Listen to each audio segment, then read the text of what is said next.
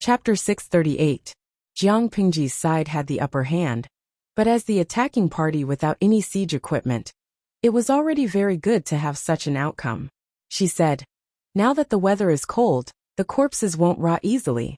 Collect the corpses of the soldiers and send them back." According to the customs of war, the corpses of soldiers were usually disposed of on the spot. Firstly, there were too many corpses, and it was not easy to move them. Secondly, the weather was not good, so it was difficult to preserve the corpses. There were many accidents during the march, so it was inconvenient to bring the corpses along. However, the weather was cold, and the corpses would not rot so easily. Jiang Pingji planned to send them back to their hometown, instead of burying them in a foreign land. Yang Xi's eyes widened slightly, as if he was surprised by Jiang Pingji's decision. After a while he said in a low voice, "Yes."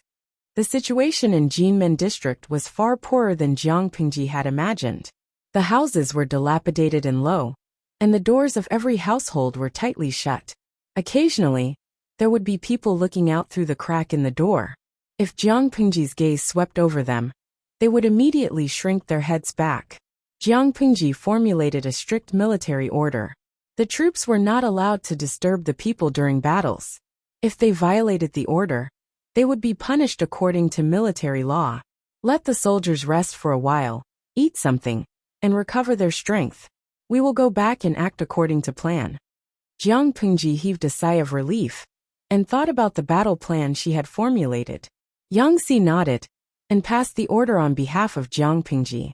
The vanguard battalion was the most elite part of the entire team, but Jinmen district had just been captured, so it was impossible to leave anyone to defend it.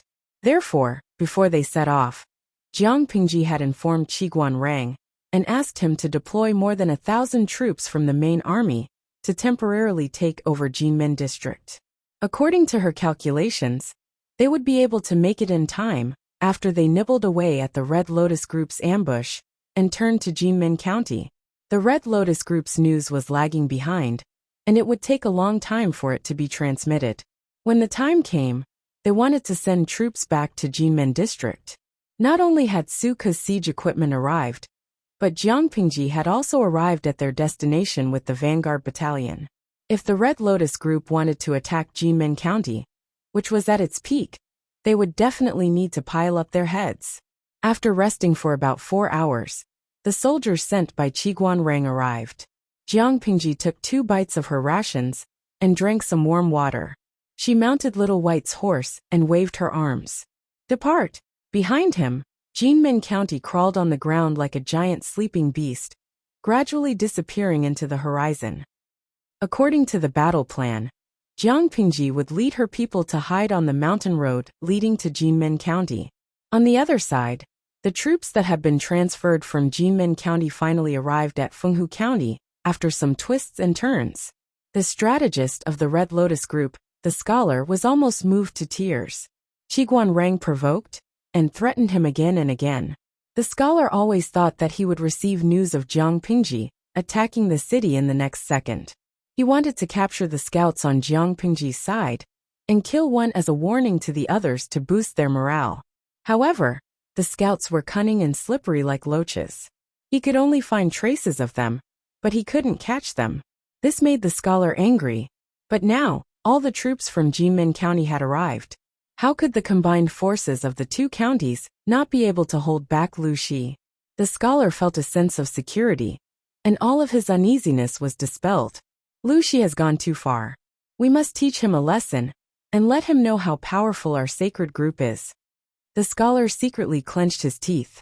The plan to outflank Lu Shi that he had previously come up with once again occupied his mind. He was very tempted. He had been frightened by the scouts for so long.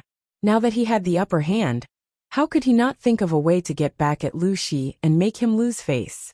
Thinking of this, the scholar began to deploy troops. He dispatched more than 3,000 people to prepare a sneak attack on the small town and ambush Jiang Pingji. In the Red Lotus Group, the scholar had great authority. Almost no one except the leader could order him to withdraw the plan. However, the leader of the Red Lotus Group, who had led the troops from Jinmen County to support them, was dissatisfied. The leader said, "Counselor, our army has traveled all the way from Jinmen County to Fenghu County. The people are extremely tired. Why don't we give them some time to rest and reorganize?" At the mention of this, the scholar was instantly infuriated. He said righteously and sternly, "Speed is the most important thing in war, and opportunities are fleeting. If we delay opportunities for you and give Wuxia a chance to catch his breath, should I bear the responsibility, or should you? What's more, from Jinmen County to Fenghu County, you took the official road. The road is flat. How much physical strength can you waste? I haven't even held you accountable for the crime of slow support, which almost gave Wuxia an opportunity to take advantage of. If he hadn't been so good at hiding the truth, Wuxia might have already known that Fenghu County's troops were insufficient. What if they attacked the city before Jinmen County's reinforcements arrived? It was already good enough that the scholar didn't hold the leader accountable, but he still wanted to rest and reorganize and delay opportunities. After hearing this, the leader's face turned from white to green, and the anger in his heart burned. If it weren't for his fear of the scholar's position in the Red Lotus group, he would have slapped him. Who gave him the courage to embarrass himself? The scholar said arbitrarily, "Gather the troops, suppress Wuxia, and restore the prestige of our sacred group." The scholar said arbitrarily, "Gather the troops, suppress Wuxia, and restore the prestige of our sacred group." They dreamed of annihilating Jiang Pingji and achieving great achievements. Little did they know that there were already several traps waiting for them ahead. After capturing Jinmen County, Jiang Pingji ordered the messenger to pass the news to Qiguan Rang, who was in charge of the Central Army. "I know about this. Inform the Lord and act according to the plan." When Qiguan Rang heard that Jinmen County had been captured, and that the vanguard battalion led by Jiang Pingji had set off after a short rest, he felt reassured. At this time, the scouts at the front also sent back information one after another. The troops of Jinmen County had arrived at Fenghu County. Qiguan Rang raised his eyebrows and ordered the scouts to probe again. If there are signs of troops being deployed out of the city in Fenghu County, immediately report back and inform all the scouts to return. Not long after, Qiguan Rang received news from the scouts that there was movement in Fenghu County. He raised his eyebrows and sneered coldly. The strategists guarding Fenghu County were really brainless. However, it was also thanks to the other party's lack of brains. If they had brains, they would only need to delay for one more day before they would receive the news that Jinmen County had been lost. By then, they would know that all of this was a scheme, and they would be more cautious in their actions. They might even be able to reduce their losses. It was a pity that they only knew how to talk on paper, and thought that the war would develop according to their expectations. Little did they know that daydreaming was beautiful, but Jiang Pingji's efficiency in war was too high. Before nightfall, Qiguan Rang retreated from the small town with his men, and entered the mountain road leading to Fenghu County. He used himself as bait and pretended to attack. The scouts of the Red Lotus group, who were keeping a close eye on the movements in the small town, hurriedly passed the news back. When the scholar received the news, he was ecstatic. "The heavens are helping me. This time, I must make Thief Lu suffer a loss. Whoever can capture Thief Lu alive will be rewarded with 1,000 taels and countless beauties." According to the scholar's script, the Red Lotus group would send heavy troops to block several exits on the mountain road, and send 3,000 members out of the town to sneak in through the mountain road entrance to block Jiang Pingji's retreat. They would attack from the front and the back, besiege Jiang Pingji on the mountain road, and finally capture her alive. Chapter 639. The scholar's script was indeed perfect, but unfortunately, he had taken the wrong one. A cannon fodder with a low IQ wanted to enjoy the treatment of a protagonist? When the sky gradually darkened, all was silent except for the whistling of the mountain wind.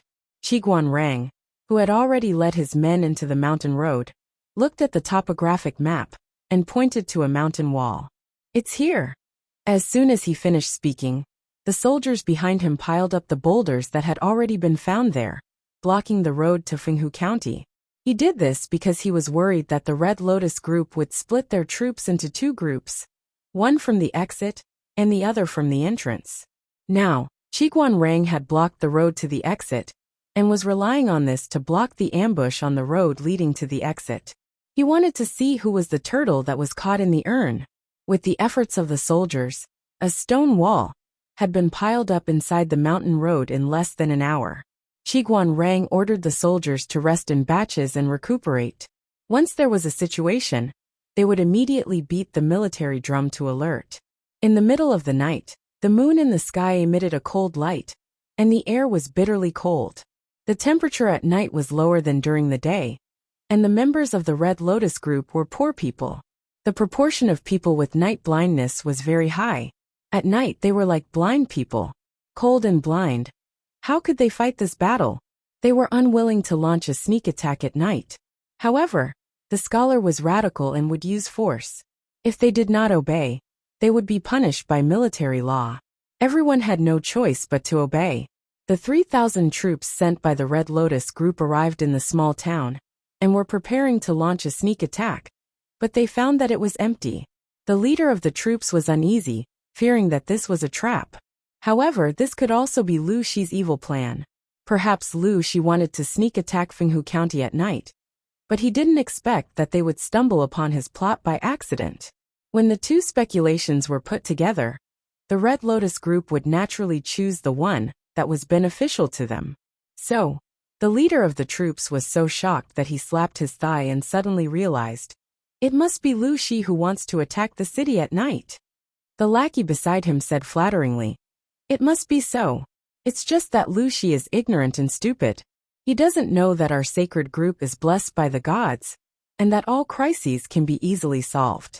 Lu Shi is just a mortal. How can he be compared with the heavenly soldiers and generals of the sacred group? With the lackey's words, the leader was in a good position. His face darkened as he said, chase after him. Capture that traitor Lu alive. Little did they know, a pair of black and bright eyes were hiding under the cover of the night, quietly watching them. The scouts found out that Jiang Pingji was lying in ambush on the other side of the mountain path. My lord, they have already entered the mountain path. Jiang Pingji held a blade of withered grass in her mouth and fed Little White with a basin in her other hand. The surrounding soldiers were taking turns to rest and recuperate. Only when they had enough strength and energy would they be able to fight. The mountain path was very windy, and the temperature was very low. Their warm clothes were somewhat useless, so they could only huddle together to keep warm. Although it was somewhat miserable, compared to the Red Lotus group, it was still extremely good treatment. Hearing the news from the scouts, she nodded and ordered her men to gather all the soldiers. Dian Yen was swift and decisive. He carried out Jiang Pingji's orders without any hesitation. The situation on Jiang Pingji's side was far better than that of the Red Lotus group. The mountain path was rugged and long. When the majority of the troops had entered the mountain path, the leader of the Red Lotus group ordered torches to be lit. According to the script, they had already blocked the exit and entrance of the mountain path. Now that they had lit the torches, they were not afraid of being discovered by Jiang Pingji. So what if they found out? There was no way out in front and no way out behind. Thief Lu could not escape even if he grew wings. With the light and warmth of the torches, the Red Lotus group advanced more smoothly. Their speed had also increased by a large margin. Qiguan Rang had long been prepared. He placed a man at a certain distance. Qiguan Rang didn't know whether to laugh or cry when he learned that the Red Lotus group was using torches to illuminate the area. The other side was truly fearless. Did they really think that they could eat them up? Aren't you afraid of choking to death? The mountain road was narrow and could only allow 2 carriages to travel side by side. If the Red Lotus group had caught them off guard, they might have suffered losses. Now that they had brazenly lit their torches, it was obvious that they were telling the enemies who had been ambushed, "Little ones, I'm coming." He wasn't sick, but there was a hole in his brain. A sneak attack should have the quality of a sneak attack. Qiguan Rang ordered. Order all battalions to prepare to defend against the enemy. The mountain road was narrow, and the advantage in numbers was not of much use. Qiguan Rang was in charge of the main army. As the lieutenant of the right army, Li Yun's main responsibility was to protect the main army and coordinate with the vanguard battalion. Jiang Pingji and Dian Yen were in the vanguard battalion, so Li Yin was left behind to assist the main army. Upon receiving Qiguan Rank's order, he had a few rows of soldiers hold shields and form the first line of defense to prevent the Red Lotus group from using long-range arrows to injure people. Then, the crossbowmen would shoot from behind to block the fiercest wave of sneak attacks. If the enemy used the tactic of corpses to break through this line of defense, or if they ran out of arrows, there would be soldiers armed with long spears to fill in the gaps. This would buy time and ensure that the main army's line of defense would not be broken. The mountain road was special. Many large pieces of equipment could not be brought along. They could only rely on the cooperation between different types of soldiers to form lines of defense. Fortunately, every soldier was well trained, and the cooperation between them was a permanent part of their daily training. Their side was solemnly waiting, but the Red Lotus group was still daydreaming. Little did they know that there was a fierce wolf in front of them, waiting to strike, and a fierce tiger behind them, eyeing them covetously. The vanguard battalion led by Jiang Pingji slowly approached the target. To prevent exposure, the distance between each other was a little long. As soon as the first wave of confrontation between the Red Lotus group and the main army broke out, the vanguard battalion would immediately launch a sneak attack from the rear. Dian Yin gritted his molars nervously. Thick blue veins popped out on his forehead. It was the dead of winter, and his face was covered in hot sweat. Jiang Pingji said in a low voice, "Don't be nervous. This is just a small battle. With me here, nothing will go wrong." Dian Yin tried to slow down his breathing and slowly adjust his state of mind. When the cold wind blew, his hot sweat turned into cold sweat. It was so cold that he shivered. On the mountain road, the members of the Red Lotus group could only hear the howling mountain wind and the footsteps of people walking. Occasionally, gravel rolled down, making a rustling sound. No matter how long the road was, there would always be an end, not to mention that the mountain road leading to Fenghu County was not long. The messenger reported, "There's a situation ahead. Thief Lu and his group seem to have discovered the traces of our group." The leader was not surprised. He laughed and scolded, "We're holding torches. If they didn't discover us, they'd be blind. So what if they've put on a battle formation? It's just a last-ditch struggle. Brothers, go. Capture Thief Lu alive. 1,000 taels of silver, countless beauties, whatever you want." As long as they attracted Lu Shi's main firepower, the brothers in Fenghu County would sneak in from the exit of the mountain road and launch a sneak attack on Lu Shi's weaker rear. Then, they would surround Thief Lu, so that he would not be able to take care of both the front and the back. Wouldn't that be wonderful? However, there was a saying that went, "Dreams are plentiful, but reality is harsh." How could a sinister guy like Qiguan Rang not have a backup plan? Did you see the stone wall he had people pile up? Were you surprised? Were you surprised? Chapter 640. As a non-mainstream streamer, Jiang Pingji's daily livestream was as punctual as if she was clocking in at work. If she suddenly started streaming in the middle of the night one day, there was no doubt that she would stir up some trouble. There was no shortage of night owls with a rich nightlife in the world. Jiang Pingji had just started streaming, and the audience seats were full in less than a second. Zisajunyan. The streaming room is actually starting in the middle of the night. How rare. Simia Mayawo. As a loyal fan of the streaming room, every time I start streaming in the middle of the night, something always happens. This time should be no exception. But where is this place? Why is it so dark? If I hadn't turned on the infrared panoramic view, I wouldn't have been able to see anything. Xiaoya Jiawa. Looking at the image, it should be the mountain road during the day. Tonight's program is a night attack to outflank the Red Lotus group. MOU's Fangmei. Dumplings? Dumpling fillings with the flavor of the Red Lotus group? Jiang Pingji didn't explain much. She just briefly introduced the situation. She started an extra live stream tonight, not for the audience, but to make use of the camera in the streaming room. As mentioned before, the camera in the streaming room could be rotated without any blind spots.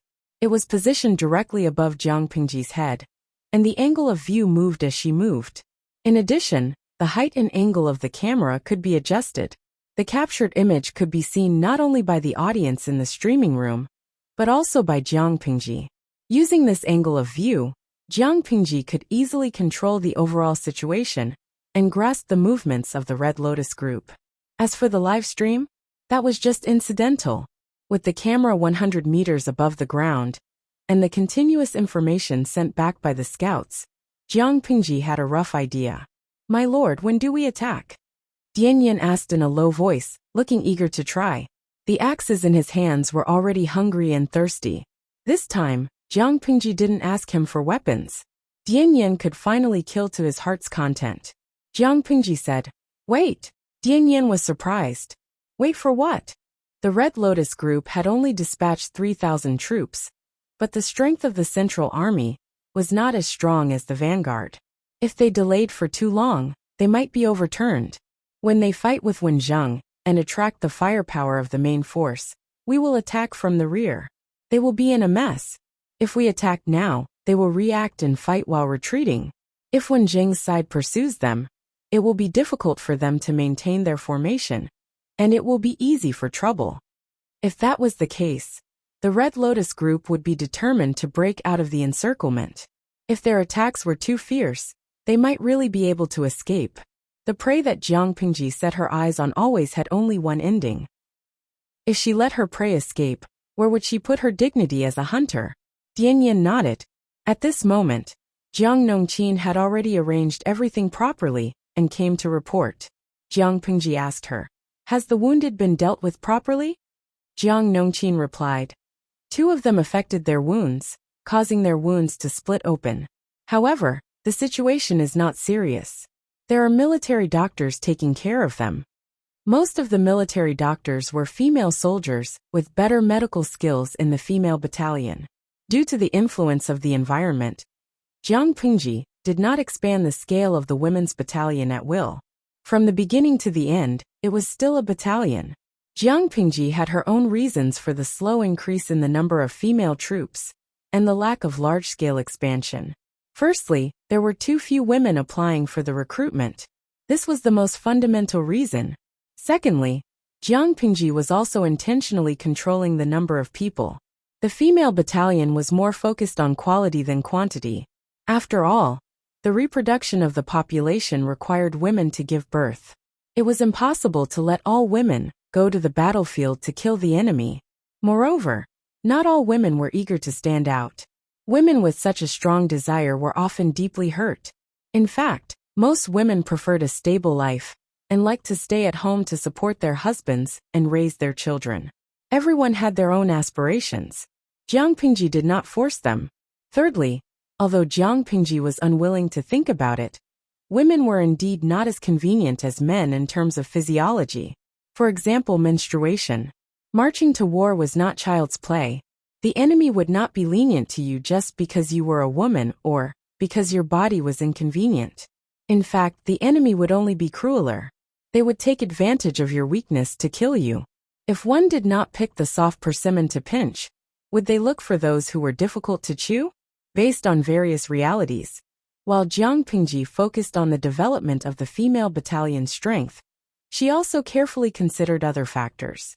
If the female battalion had physiological inconveniences, they could temporarily be transferred to the logistics to deal with the miscellaneous items in the military camp.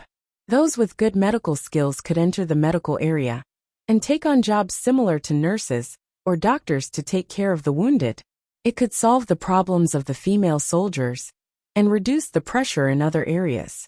Jiang Nongqin managed the female battalion very well and had a good reputation. Regardless of how the outside world viewed the female battalion, at least the soldiers under Jiang Pingji were friendly to the female battalion. Jiang Nongqin's efforts were indispensable for the current development. Order the female battalion to coordinate with the attack and cover the vanguard battalion to clear the way.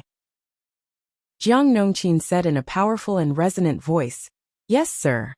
On the narrow mountain path, the face of the leader of the Red Lotus group was so dark that ink seemed to drip from it. According to his script, Qiguan Rang's side should have hastily responded to the battle. Then they would be slaughtered to the point of abandoning their helmets and armor. As soon as they saw each other, they would scatter in all directions. They would never be so calm and composed. The script was wrong. How did Thief Lu do it? Whether it was defending or attacking, he was calm and composed. After the battle started, one by one their side fell. On the other hand, the other side was at two extremes. They were well prepared. The shields that blocked the arrows were densely packed, and could not be broken through for a while. If they wanted to advance, the arrows in front of them were like a tide. Whoever dared to rush forward would be pierced into a hedgehog. For a moment, the two sides were in a stalemate. The Red Lotus group had lost hundreds of corpses before they could barely advance 4 or 5 feet.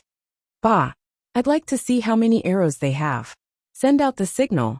We'll attack from both sides and capture Thief Lu alive. A soldier of the Red Lotus group obeyed the order.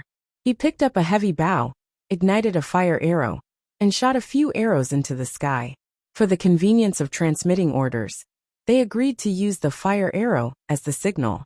However, the mountain path was steep, and the arrows could not fly too high.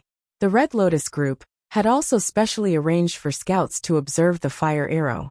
Qiguan Rang also saw it, and a malicious smile appeared at the corner of his lips. Stupid! By doing so, he not only informed his companions, but also Jiang Pingji.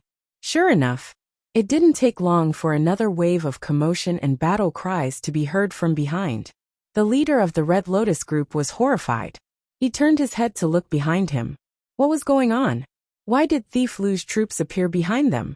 Could it be that their flawless plan had been leaked, and Thief Lu had been vigilant, and had set up a trap for him to jump into? For a moment, all kinds of speculations occupied his mind.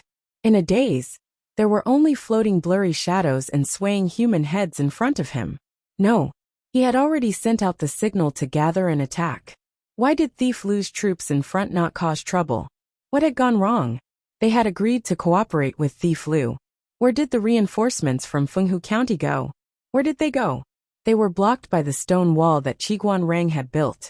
It would be very difficult to cross this thick and heavy stone wall. What was even more sinister was that Qiguan Rang had ordered the archers to lie in ambush on the other side of the stone wall. If one came, shoot one. If a pair came, shoot a pair. Chapter 641.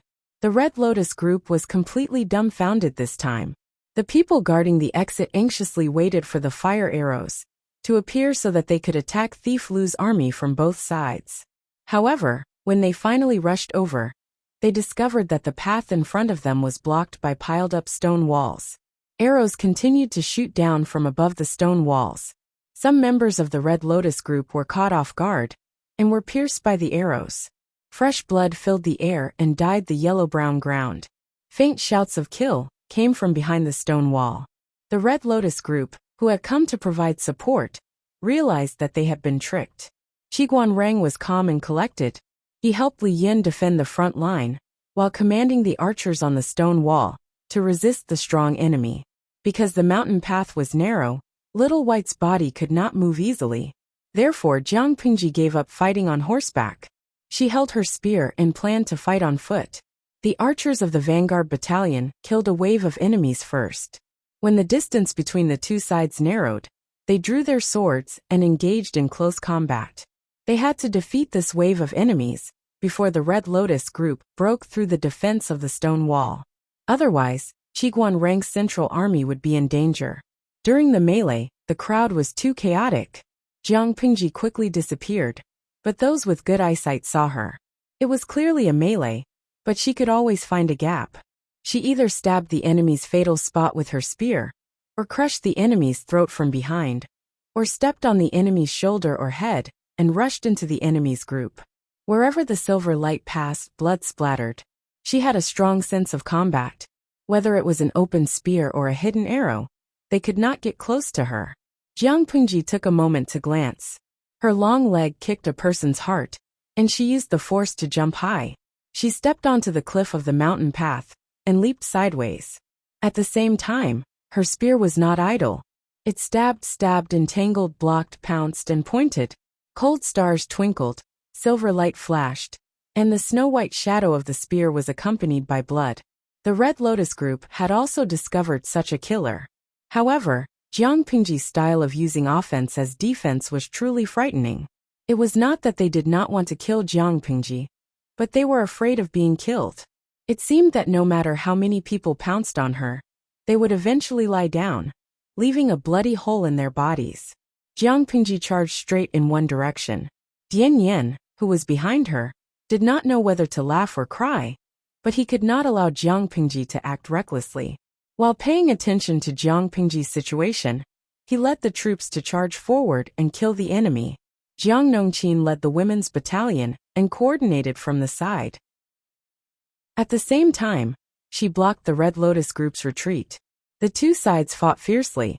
Shouts, screams, howls of pain, and the muffled sounds of sharp weapons piercing through flesh. All that was left were broken limbs and wreckage. Almost everyone who was standing had become a soul collector. Their faces, clothes, sleeves, weapons, shoes. There was not a single spot that was not stained with blood. The pungent and sticky smell permeated the silent mountain path. On the other side, the Red Lotus group on the other side of the stone wall also gradually had the intention to retreat. The archers were truly too powerful. Not only were they accurate, but their arrows also had a long range. They tried to attack several times, but each time they couldn't stand firm. Instead, they left behind hundreds of corpses. Under such circumstances, what else could they not understand? They had all fallen into the enemy's trap. "General, what should we do now? What should we do? What can I do?" The height of the stone wall was not high, but for them, it was like a natural moat. If they did not care about the losses and forced their way through, they could break through. But the losses were too great, and the leader already had the intention to retreat. He took a few deep breaths and looked in the direction of the stone wall with a sinister gaze. He thought for a long time. Finally, he gritted his teeth and said, "Retreat! Retreat!" The people around him were stunned. If they retreated, what would happen to their brothers on the other side of the stone wall? "If we don't retreat, are we going to continue to court death? Are you blind? This is a trap targeted at us. If we force our way through, we will be courting death." More importantly, the losses had already been incurred. If they continued to attack, the losses would be even greater. What if they were held accountable? To everyone's surprise, the Red Lotus group, who had been summoned by the rocket, attacked several times without any results. They actually left behind hundreds of corpses and retreated.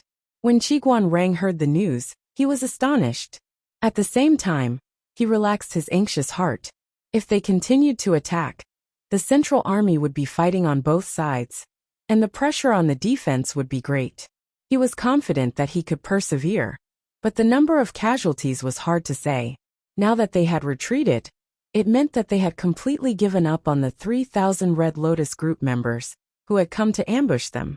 He could make dumplings with peace of mind before he could send someone to shout the news and strike a blow to the enemy's confidence. A series of shouts came from the front. "The enemy has been beheaded." Jiang Pingji rushed all the way from the point where the two armies met to the center of the Red Lotus group, leaving behind countless corpses.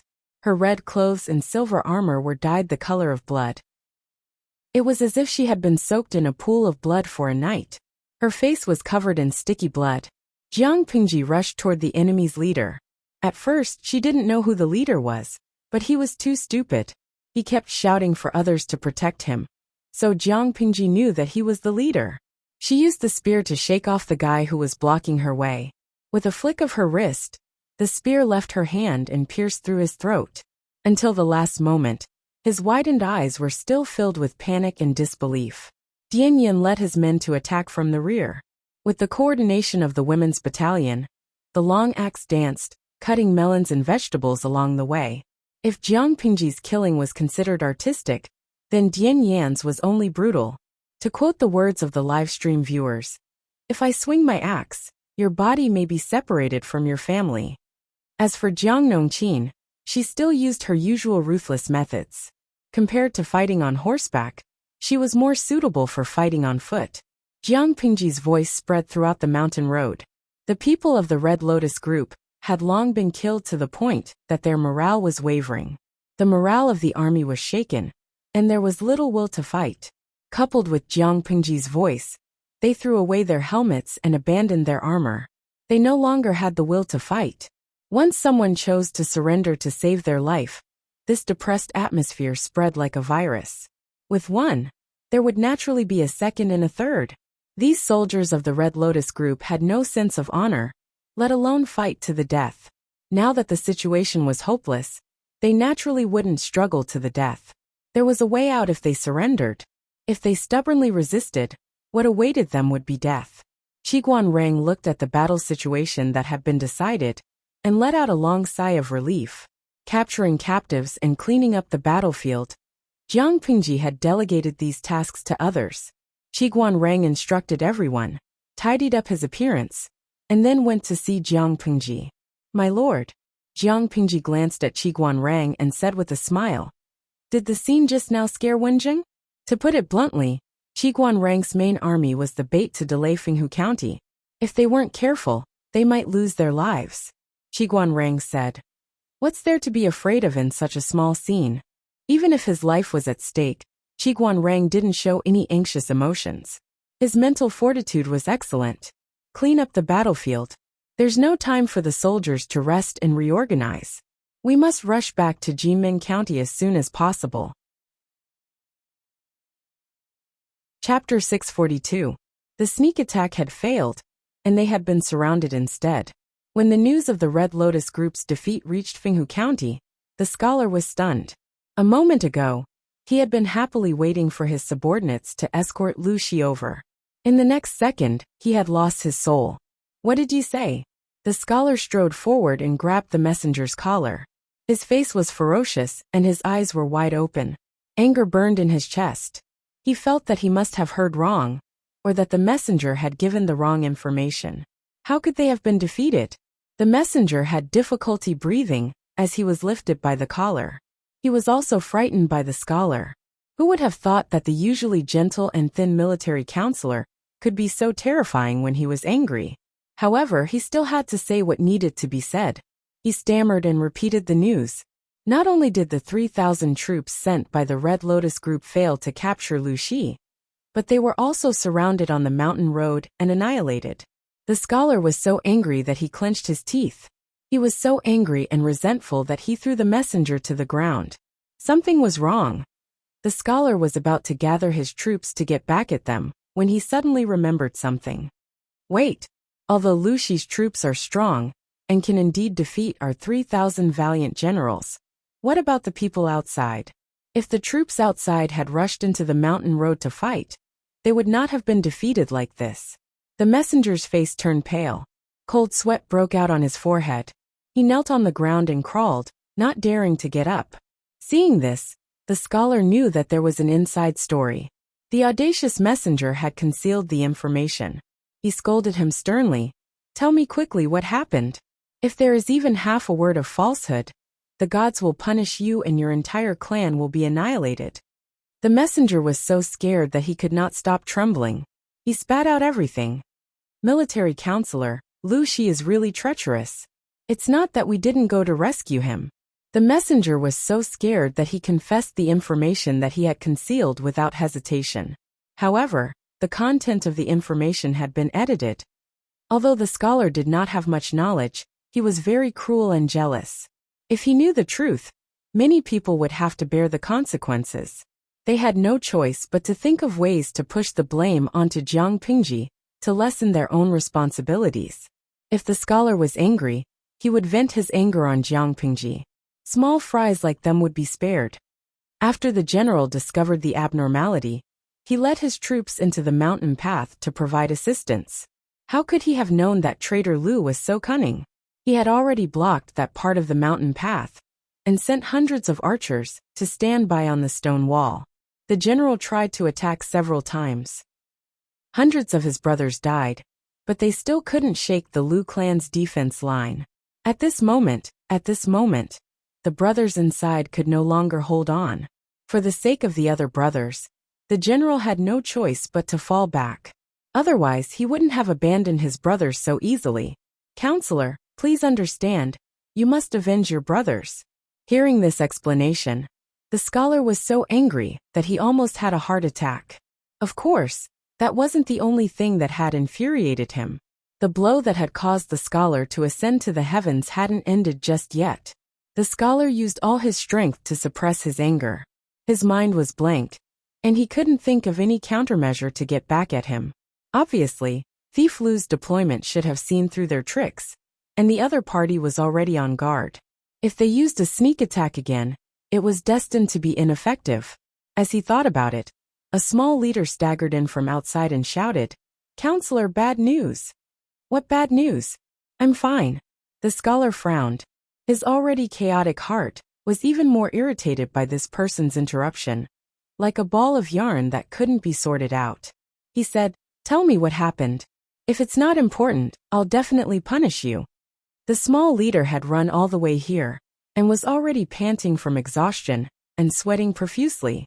Hearing the scholar's words, he suddenly had the urge to cry but had no tears. He said uncomfortably, "Counselor, Jinmen District has been lost." "Huh." Everyone present was dumbfounded. The scholar almost thought that he was hallucinating. "What did you say was lost?" The small leader caught his breath and said in tears, "Jinmen District has been captured by Thief Lu." The scholar's eyelids twitched uncontrollably, and he gradually panicked. However, he still said resolutely, "That's impossible. Thief Lu was almost right under our noses. How could he have the manpower to attack Jinmen District? Lying about military intelligence, do you know your crime?" The small leader was burning with anxiety. He said, "It's true. Yesterday morning, Thief Lu suddenly led troops to attack Jinmen District. Not long after he lost. Countless brothers were killed and captured. If this lowly one says anything false, let the gods strike this lowly one to death." Jinmen District was really lost? The scholar's heart sank to the bottom of a lake. His hands and feet were cold, and he was so shocked that he forgot how to breathe. "Impossible, this is impossible." Thief Lu's target was clearly Fenghu District. He had been sending scouts to probe. How could he have extra manpower to go to Jinmen District? When did he go? If Jinmen District was captured by Thief Lu, how could he have had enough troops to surround and ambush them in the middle of the night? The scholar couldn't figure out the key point. There was no time at all. Either Thief Lu had descended from the heavens and created something out of nothing, like an immortal technique like casting beans to form soldiers. That was how he won. Or Lu Shi had brought more than 10,000 troops with him. There must have been other troops that had been secretly hidden. The scholar was shocked out of his wits by the news one after another. For a moment he didn't suspect An Shui. Regardless of whether the scholar suspected or not, An Shui, the ruthless and evil guy, had stirred up a wave of trouble. "Military counselor, what should we do now?" The group of subordinates looked at each other. The scholar shuddered violently. With a cold expression he said, "Gather the troops and return to Jinmen District. Thief Lu's main force is still here. If we take the official road, we can definitely reach Jinmen District before Thief Lu. There are still our people and believers in Jinmen District. We can take it down if we work together." It was rare for the scholar to be smart for once. If everything went according to his plan, and they were fast enough, they might be able to take back Jinmen District. After all, the Red Lotus Group had been operating in Jinmen District for a long time. Many people hated them to the bone, but there were also many people who were deeply bewitched. They believed in the gods in their hearts and worshipped them every day. Jiang Pingji had just taken over Jinmen District. There were not many troops left behind, and her power was unstable. As long as the Red Lotus Group reached Jinmen District before her, it would be hard to tell who would win or lose. However, the scholar's opponent was Jiang Pingji, who was definitely a person of action. She was known as the master of rhythm on the battlefield. Did he want to compete with her in speed? Hee. On the other side, Jiang Pingji rushed back with her troops. Su Ke was her personal accountant, private warehouse manager, and invisible chief strategist. His tacit understanding with Jiang Pingji was not just for show. The siege equipment arrived at Jinmen District almost at the same time as her. Chapter 643. Although the mountain road was difficult to travel, the overall length was much shorter than the official road. In addition, Jiang Pingji was very strict with the training of the soldiers, so this level of rapid travel was nothing at all. As soon as they arrived, the siege equipment prepared by Su Ke arrived one after another. Qiguanrang smiled and said, "It seems that Xiaoyu trusts my lord very much." Yang Xi's expression was complicated. He said, if he didn't trust her, this batch of siege equipment wouldn't have been delivered so quickly. The equipment was large and difficult to transport. The speed was certainly not as fast as Jiang Pingji's simple and rapid march. To grasp the time accurately, it was necessary to take into account the variables on the road and the speed of the transportation of manpower. At the same time, it was necessary to be extremely confident. What confidence? If Jiang Pingji did not conquer Jinmen district according to the plan, this batch of siege equipment would have been given to the Red Lotus Group. What was the result? Jiang Pingji conquered Jinmen district, and even cooperated with Qiguanrang to ambush the Red Lotus Group's troops in a very short time. Finally, they returned to Jinmen district before the Red Lotus Group could react. It seemed to have only taken 2 days, but the energy consumed was unimaginable to ordinary people. If Suke did not have 100% trust in Jiang Pingji, how could this batch of equipment be delivered in such a timely manner? Jiang Pingji comforted Little White, who was panting a little impatiently, and ordered people to send it the best food.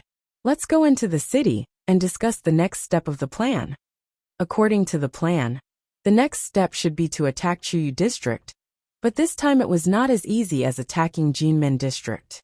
After 2 consecutive days of marching and fighting, they only took turns to rest for half a night. Now the people and horses were tired, and their combat power was not as strong as at the beginning. Jiang Pingji felt that it was necessary to have a deep discussion with the strategists about how to attack Chuyu district and how to fight this battle. However, with such an unreasonable lord, the strategists expressed that it was very difficult. They only asked one question. If they made a plan, would the lord obediently follow it? However, the battlefield was changing rapidly. No matter how good a plan was, it could not keep up with the changes. They would not force Jiang Pingji to follow it. As for Chuyu district, Yang Xi and the others naturally had their own plans. Qiguanrang advocated using Jinmen district as a stronghold to contain the elites and main forces of the Red Lotus Group, and sending other people to attack Chuyu district. Yang Xi frowned and said, "That won't do. The situation in Jinmen County isn't stable, and many people have been bewitched by the cult. If these people work together with the Red Lotus Group outside, it will definitely cause us great trouble. If the city falls, our lives will be in danger." Jiang Pingji agreed with Yang Xi. To her, if her territory was taken away, she could still fight back. If her counselor died because of this, who would compensate her? Qiguanrang said, "Could it be that my lord doesn't trust Rang?" Jiang Pingji felt wronged. How could she not trust Qiguanrang? Since my lord trusts Rang, let me give this matter a try. Jinmen County was a good start. If they could take down Chuyu County in one go, the morale of the Red Lotus Group would be greatly damaged, and it was very likely that they would not be able to recover from this setback.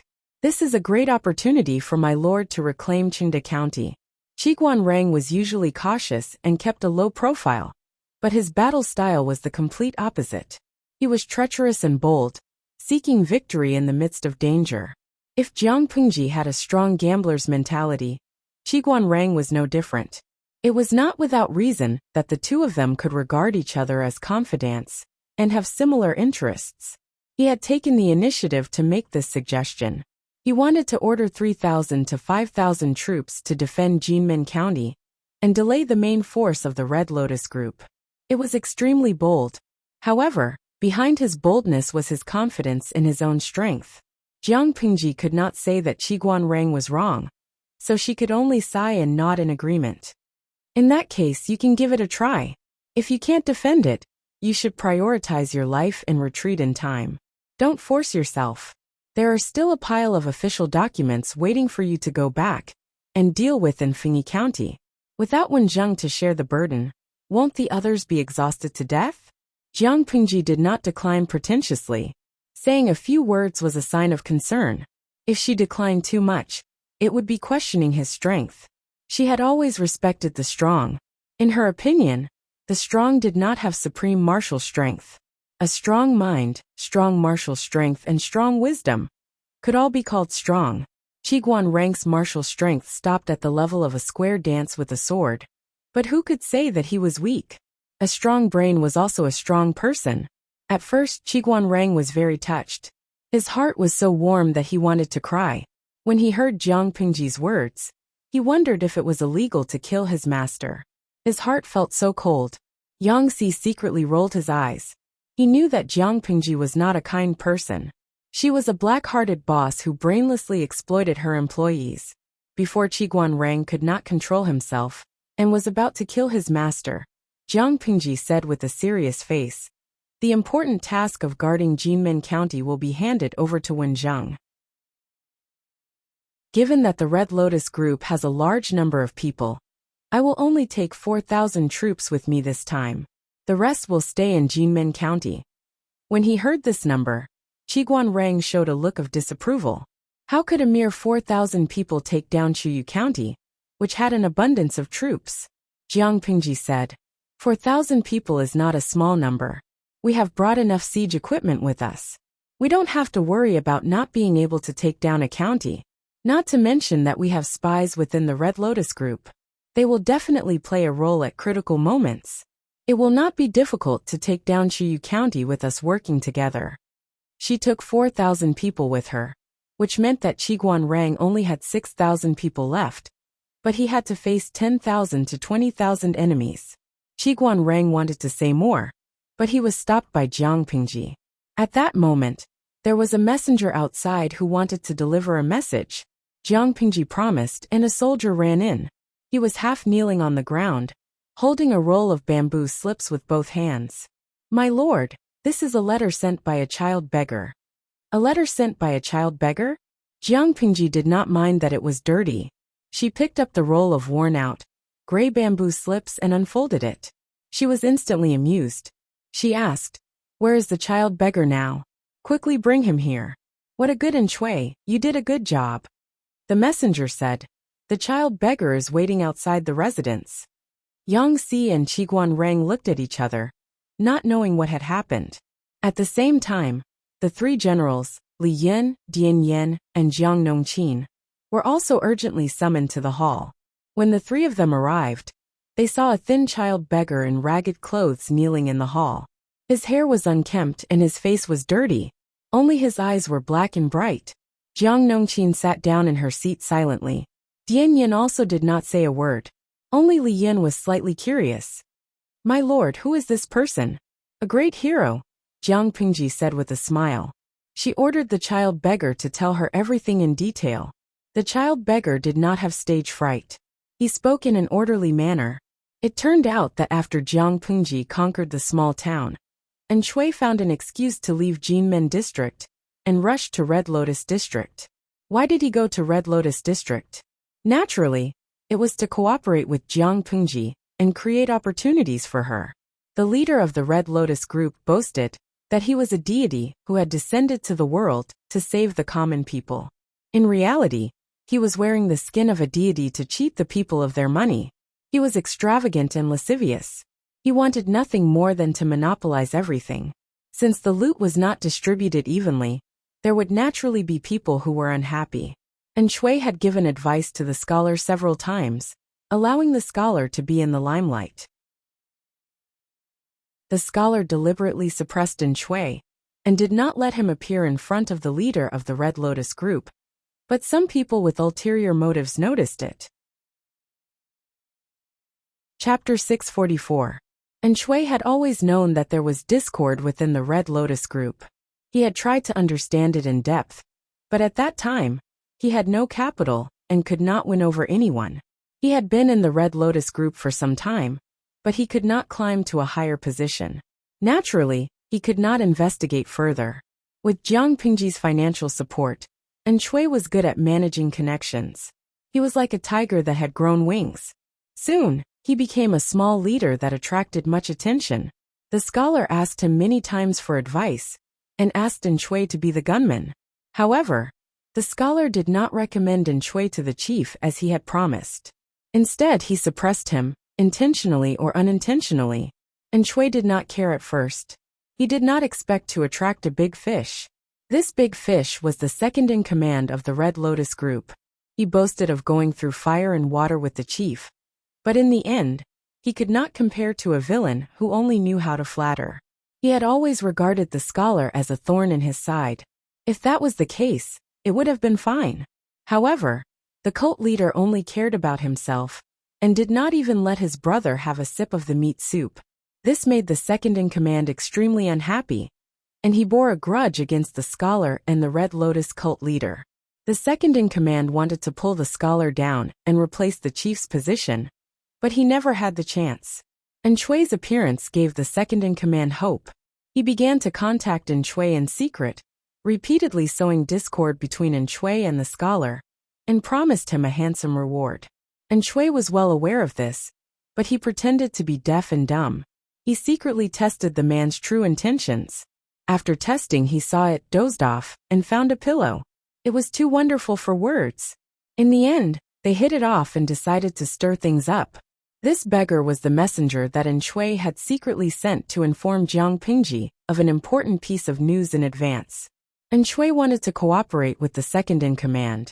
He would obey him on the surface, and help him rebel against the chief of the Red Lotus group, luring them to move their troops out of Honglian district.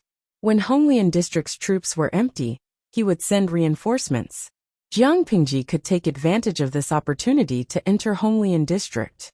When the scholar received news that the chief had been captured and imprisoned, and hurriedly sent troops to stop the second in command, Jiang Pingji could turn around and attack Jinmen district. Finally, when the scholar and the second in command were almost done fighting in Chuyu district, she would take them down. Jiang Pingji listened to the beggar's narration, and could not help but frown inwardly. She still wore an appropriate amount of joy on her face. She hadn't expected Shui to be such a drama queen. He was really good at playing as a three-faced spy. The livestream viewers listened for a long time, but they were still confused. It took them a long time to figure it out. Midsummer Mosquito Duo. The spectators are so shocked that their hands almost fell off. God, Shui's three-faced spy is really sneaky. Shivering Winter. Although this plan sounds great, I'm still a little worried. Who knew if this Shui was really willing to help the host? If he wasn't a three-pronged spy, but instead played around with three sides, and was only loyal to himself, then it would be terrible. Spring loves Sleepy. I saw the previous live stream. Shui and the host are in a cooperative relationship. There's no loyalty between them. His and the livestream's interests were aligned. Shui would only benefit if the host benefited, so the possibility of Shui scamming the host was very, very small. Chilly Autumn. I don't care who Shui is loyal to. The Oscars owe him a Best Actor award for his ability as a three-faced spy. Not only did the Oscars owe Shui a camp, but even Jiang Pingji couldn't help but want to double-click 666 to show her commendation. Although the Red Lotus group's level wasn't high, the thinking of a group of ruffians in the pugilistic world was quite strange. Shui was able to accurately grasp their thoughts and next moves, seizing any opportunity that might benefit him. Such a person was indeed a talent. The beggar received his reward, and the strategist who had been listening at the side spoke. Qiguan Rang frowned. He had always been paranoid, and he didn't trust Shui at all. Yang Si had had a brief encounter with Shui, and he also knew some things about him from Wei Ci. He was more optimistic about this plan. Qiguan Rang asked, "Can Shui be trusted?" Yang Si's lips curled into a faint smile, with a hint of scheming. He glanced at the goose feather fan in Qiguan Rang's hand, and felt a chill run down his spine. He silently averted his eyes. It doesn't matter whether he's trustworthy or not. What's important is how much benefit my lord can gain from this. Even if Yang Si has ulterior motives, he can't shake my lord's foundation. My lord can sit on top of the mountain and watch the tigers fight. Watch as the Red Lotus group splits internally, fight and exhaust each other, and finally reap the benefits. However, Jiang Pingji would rather choose to start the war during the new year. She couldn't afford to waste time. Li Yin was confused by what he heard. After a while, he said embarrassedly, "Then, sirs, are we going to watch them kill each other?" Qiguan Rang raised his head and glanced at Li Yin. He said strangely, "Why wouldn't we take advantage of the situation?" Li Yin was speechless. Dian Yin pondered for a long time, deliberating his words over and over again. Only then did he speak cautiously. But if we follow this plan, I'm afraid we won't have enough manpower. Dian Yan's expression was slightly dispirited. They had dispatched more than 10,000 troops, but if the 4 districts were to fight, not only would they have to run left and right, but they would also have to be on edge. This would greatly exhaust the troops' energy and combat power. If they followed the previous plan, they would fight steadily, going 1 district at a time. The 10,000 troops wouldn't be too strapped for cash. However, if they cooperated with Shui's plan, it would be equivalent to fighting on multiple fronts. Their troops would be too scattered, and it wouldn't be conducive to consolidation and development. Jiang Pingji said, "We can't miss this opportunity. If we miss this opportunity, there won't be another one." Dian Yan's worries aren't without reason, so I plan to mobilize a portion of the new troops here to defend the city. This will more or less deter the Red Lotus Group's rascals. The Red Lotus Group wasn't afraid of Jiang Pingji, because they felt that the latter's troops were too few. They could try to crush them. This was like a gang fight. A group of hooligans surrounded a martial arts master and wanted to gang up on him. Even if they knew that the opponent was a martial arts master, he was only one person. The hooligans would definitely be able to defeat him if they attacked together. What if the martial arts master wasn't one person, but 7 or 8? The hooligans would definitely be cautious and wouldn't dare to act rashly. Similarly, once Jiang Pingji began to increase the number of troops and the number of people, the Red Lotus Group would have to think twice if they wanted to make a move against her. Qiguan Rang lowered his eyes when he heard this. His lord had an eccentric habit. If the new recruits hadn't trained for enough time and reached a certain standard, she wouldn't easily let the new recruits join the battle. The chances of new recruits with insufficient experience and ability dying in battle were too high. To her, letting immature new recruits join the battle was tantamount to sending them to their deaths. Once she let the new recruits join the battle, it meant that she had already made up her mind to accomplish something. Yang Si smiled maliciously. If we mobilize the troops, I'm afraid Zixiao and the rest will go crazy from exhaustion. Jiang Pingji continued, Zixiao's health isn't good. No one will tire him out. Isn't there still Feng Zhen to hold the fort? Wei Ci just had to do what he was supposed to do, and dump the extra labor on Feng Zhen. Yang Si was surprised for a moment. There was something indescribably strange in his heart. Chapter 645. The viewers in the livestream room were all veterans who were used to big storms. They laughed at the poor Feng Zhen while silently eating their dog food. Not to mention anything else, their streamer really spoiled the little princess strategist too much. Today's wait. I'm crying for Feng Zhen. He's also a sickly person. You can't bully him just because he's unrestrained. Yu Pang, holding the fresh dog food and silently nibbling on it in the corner. The streamer really spoils the little princess strategist. Road to losing weight. It's probably because Feng Zhen is too unrestrained and Simi is too obedient. Obedient children are always more likable. Elsewhere, while Jiang Pingji was toying with the Red Lotus Group and wrapping up the 3,000 ambushing troops, the situation in Red Lotus District quietly changed. Let's go back in time. At that time, Shui and the second-in-command of the Red Lotus Group hit it off. The two of them colluded and caused a wave of big trouble. As a brother who had gone through life and death with the leader, the second-in-command was all too familiar with the habits of the leader. The leader was not very wary of him. When the second-in-command rushed into the deity palace with his trusted subordinates and captured the Red Lotus Group leader, the leader's strong body was pressing down on the bodies of 2 beautiful women. He was sweating profusely, and even when he was tied up he was still in a daze. Looking at the second-in-command's ferocious face, then looking down at his naked black body, his cheeks alternated between red and green. Do you want to be punished by deity? The second-in-command snorted contemptuously and raised his hand to give the man a kick. You can fool those idiots with your words, but do you think you can fool me? I even know when you wet your bed, when you first ejaculated, when you peeped on widows bathing, when you flirted with young women, when you did all those things. I know all of them. How can you say you're deity when you're like this? I'm so scared. Why don't you return to your position and send celestial soldiers and generals to kill me? Can you do that? Puffed. Boasting about being the incarnation of deity, the second-in-command suppressed his anger and poured out his grievances at the leader of the Red Lotus group. He originally did not want to betray the leader of the Red Lotus group. After all, the fact that the leader of the Red Lotus group was the incarnation of deity was deeply rooted in the hearts of the people. Without the incarnation of deity, the Red Lotus group would only exist in name. Apart from the brainless believers, the other fence-sitters would soon scatter. However, he really couldn't stand his current life.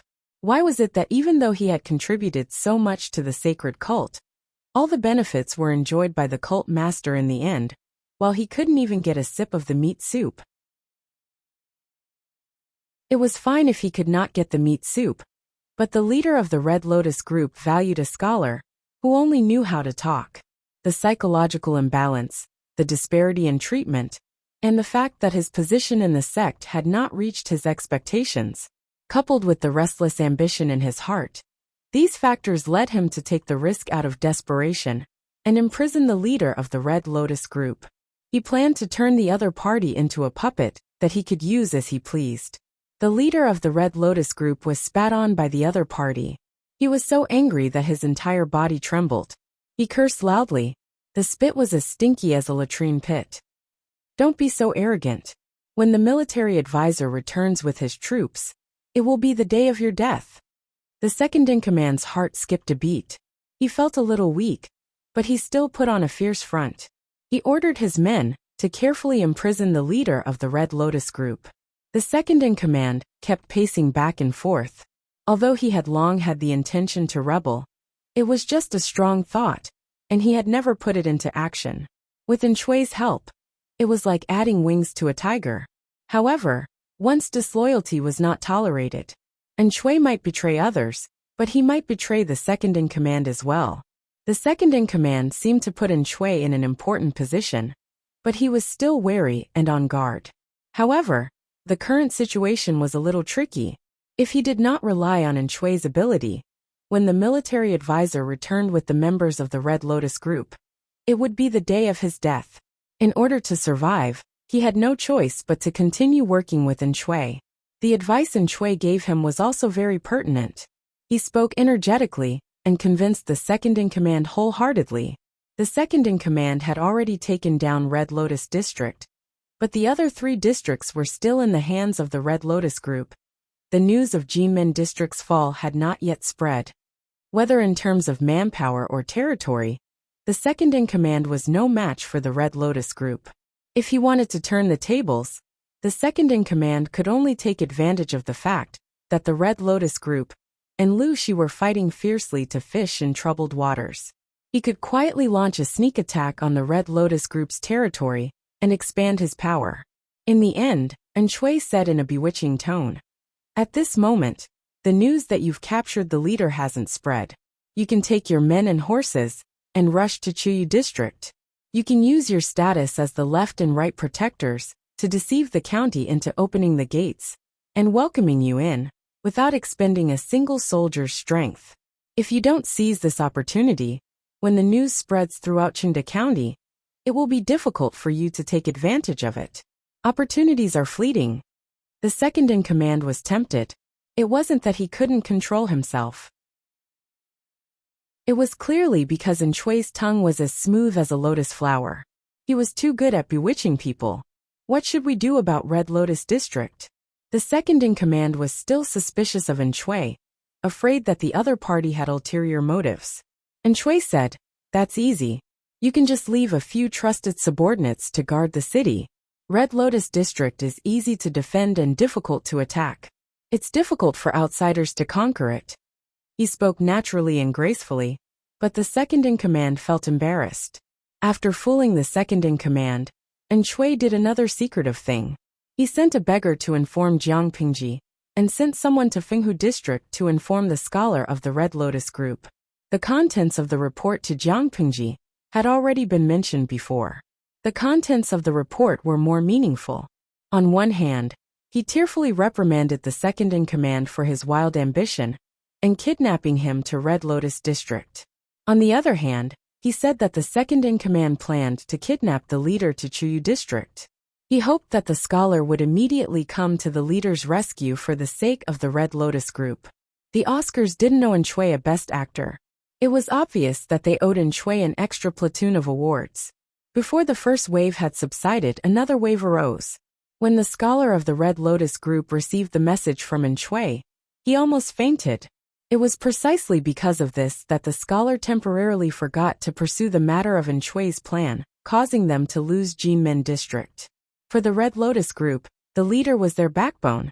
If the leader, who was the incarnation of God, was gone, the Red Lotus group, which had been strong for a while, would definitely fall apart and be counterattacked by the Tsingy army. What should they do?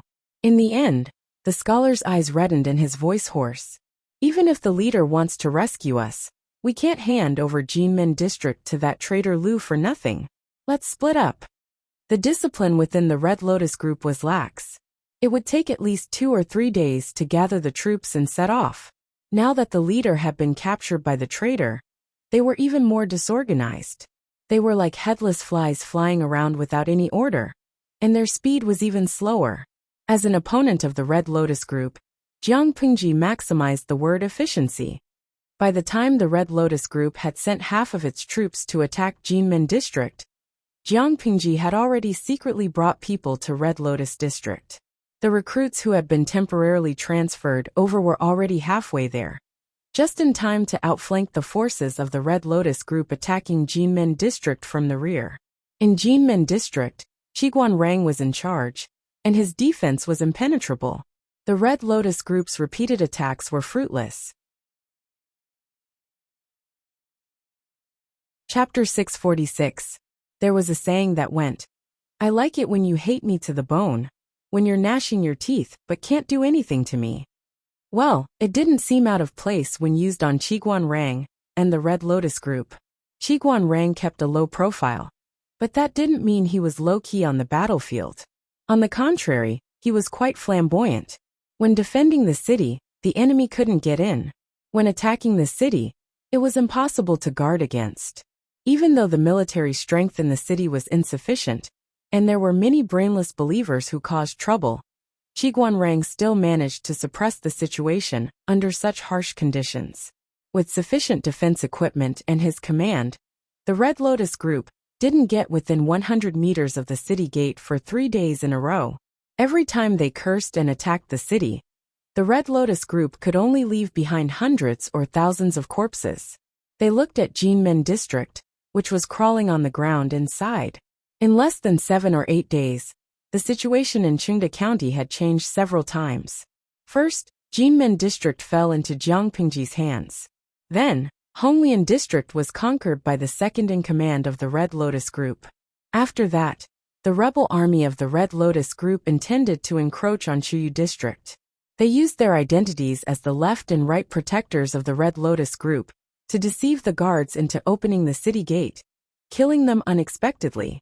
They originally thought that the Red Lotus group and Lu Shi would each occupy 1 district in Chengde County, and the rebel army would occupy 2. Who would have thought that in just a day, the situation would undergo an earth-shattering change? Lu Shi conquered another city, and Honglian District was in his hands. Compared to Jinmen District, Honglian District was almost a piece of cake. The main reason was that Chui had arranged for an informant to receive them. Although Chui's sworn brother wasn't very cultured, he was smart and obedient. He obediently carried out Chui's plan. On one hand, he got the leader of the city guards drunk in the name of a banquet, and on the other, he took the opportunity to bribe the guards at the city gate. Taking advantage of the darkness of the night, he quietly opened the city gates and lured Jiang Pingji into the city. Those who were completely drunk were either tied up in their sleep or had their heads chopped off and died on the spot. When the people in the city woke up, they realized that the flag on the city gate had been changed. Jiang Pingji had taken over Honglian District and deliberately blocked the news. The Red Lotus group, which was staging a civil war inside and outside the city walls of Chuyu District, had no idea. The plan is going well. Have the scouts returned yet? She had taken over half of Chengde County's territory, and she was only 2 counties away from unifying Wanzhou. He's already back. This is the news gathered by the scouts. Fenghu County is now strong on the outside, but weak on the inside. It seems to be heavily guarded, but in fact it's very weak. Yang Si took out a roll of parchment from his sleeve and handed it to Jiang Pingji. Does my lord want to take down Fenghu County in one go? Or do you want to delay it for a day or two? The soldiers have been marching day and night, and are extremely tired. For the sake of combat strength, I suggest that we rest for a day. Jiang Pingji's battle rhythm was rather fast, but it didn't mean that she didn't know her limits. Her physical strength could keep up, and she was still alive and kicking after a few days, but those soldiers were different. For the past few days, they had spent practically all of their time in the midst of a rapid march. Even their sleep and rest had to be taken advantage of. They were truly exhausted. Let's rest for a day, Jiang Pingji said with a smile. Speaking of which, the new recruits from Fenghu County should be arriving soon. Although they've only trained for a month or two, they can still be put to good use. By the way, who's the leader? Yang Si said, Zixiao. Hearing this name, Jiang Pingji frowned and said, his health isn't good. Why is he running around in the middle of winter? Yang Si didn't know whether to laugh or cry. Although Zixiao's body is cold, he's good at the art of qi huang, and has a lot of experience in recuperating. After recuperating for a few years, his current condition is far better than before. Don't be fooled by his frail appearance, he's not that weak inside. He's not weak in riding and archery at all. He's good at riding a horse and drawing a bow. My lord always says that he's physically weak. Actually, men don't like to hear this. Yang Si wasn't a serious person. The last sentence didn't sound like much, but an experienced person could understand the meaning behind it. However, Jiang Pingji said, I know. Yang Si was surprised. Since the lord knew that Wei Si's health wasn't that bad, why did she remind him several times? For a strategist, if the lord used his health as an excuse and repeatedly refused him to make contributions, it would be really hurtful. Jiang Pingji said again. It's to punish the monkey to warn the chicken. Yang Si was completely dumbfounded. Punish the monkey to warn the chicken? What did she mean? If the live stream was still on at this time, the experienced viewers would probably be delighted to hear it and laugh. How could the streamer's words not be clear? She was obviously spoiling the little princess on purpose, and generously showing it to others. This was a mouthful of sweet dog food, and they devoured it. In his previous life, Wei Si and Qiguan Rang had been officials of the same court for more than 10 years. He also had a certain understanding of the latter. Knowing that the person guarding the city was Qiguan Rang, Wei Si already had a plan in mind to cooperate with the encirclement and suppression. He brought more than 5,000 new recruits, and Qiguan Rang had 5,000 to 6,000 veterans in the city. There were more than 10,000 people in total. The Red Lotus group, which was shouting outside the city, had more than 36,000 people. Under Qiguan Rang's attrition, there were only slightly more than 30,000 left. If they attacked from the front and rear, and caught them off guard, they might be able to defeat 30,000 enemies with just over 10,000 troops. Wei Si lowered his eyes and thought about it carefully. This plan was feasible. The Red Lotus group was just a cult among the people. They lacked cohesion, and with Jiang Pingji's several blows, their morale had fallen to rock bottom. They did not have the determination to fight to the death. On the contrary, if they saw that the situation was not good, they would break into a run. In addition, Qiguan Rang was firmly guarding Jinmen district. A few days of forceful attacks had not been effective. Instead, they had suffered heavy losses. The morale of the army was already lax, and their combat power was not enough to be feared. If they gave the other party a head-on blow at this time, they would definitely be able to completely destroy the morale of the Red Lotus group. As long as their military formation was completely disrupted, and they flew around randomly like headless flies, they would definitely win this battle. Although Qiguan Rang's battle results were fruitful, only he knew how difficult it was inside. He did not dare to close his eyes and sleep for a few days, for fear that the Red Lotus group outside would attack the city crazily while he slept soundly. The 30,000 troops were 6 times the number of soldiers in the city. He calculated the time and felt that he would be liberated in another day or two. Zuko was a steady person. If he sent new recruits to battle, the leader would definitely be one of the few strategists in Fengyi County. Although Jiangpingji's territory was not large, there were many top-notch talents, and some were partial. No matter who came, it would be a boost to Qiguan Rank's morale. Sure enough, at noon the next day, the reinforcements finally arrived. The Red Lotus group was still shouting and provoking below the city walls. They cursed until their throats were swollen. In the end, they could not wait any longer and chose to attack. Qiguan Rang stood on the city wall and looked into the distance. He vaguely saw that there was an unusual movement behind the Red Lotus group's army. His eyes were filled with warmth. In order to show their strength and reduce the threat of the ballistae on the city wall, the Red Lotus group had deliberately set up a large battle formation. However, this had also caused a certain delay in the transmission of their information. It was not until the sand and dust were flying in the air behind them, the shouts of killing shook the heavens, and the casualties were heavy that the Red Lotus group at the front realized that something was wrong. At this moment, Qiguan Rang sneered. Chapter 647. The flames of war spread and dust flew everywhere. The war drums rumbled like thunder, and murderous shouts resounded through the heavens. The Red Lotus group had suffered several setbacks. After splitting up their troops, they had suffered repeated losses outside Jinmen County. Their morale was low, and their will to fight was sparse. A group of enemies appeared out of nowhere and launched a sneak attack on the rear of the Red Lotus group. Qiguan Rang, who was in Jinmen County, immediately gave the order to open the city gates and send out troops to meet the Red Lotus group. This would restrain the main force at the front, making it impossible for them to take care of both the front and the rear. Under Qiguan Rang's command, the soldiers formed a military formation to break up the Red Lotus group's formation and surround and kill them. If the Red Lotus group counterattacked, they would scatter and not gather. Under Qiguan Rang's command, the Red Lotus group felt that their enemy was like a piece of sticky candy that could not be removed. Most of the main forces of the Red Lotus group were gathered at the front. Qiguan Rang stuck to them like a piece of candy, making it difficult for them to turn around and return to support the rear. Compared to Qiguan Rang's roundabout gentleness, Wuxia appeared firm and decisive. Because of Jiang Pengji's strict control, the first thing the recruits received after entering the camp was not physical training, but how to carry out orders. Therefore, even though the people Wuxia brought were all new recruits, they carried out his orders relatively well. Even if their physical fitness and combat qualities could not be compared to the veterans, the new recruits were much stronger than the Red Lotus group members who panicked and were at a loss when they were ambushed. Wuxia knew very well that Qiguan Rang was holding back the main force of the Red Lotus group, buying him precious time. The faster he killed, the more losses the Red Lotus group would suffer, and the less pressure Qiguan Rang would face.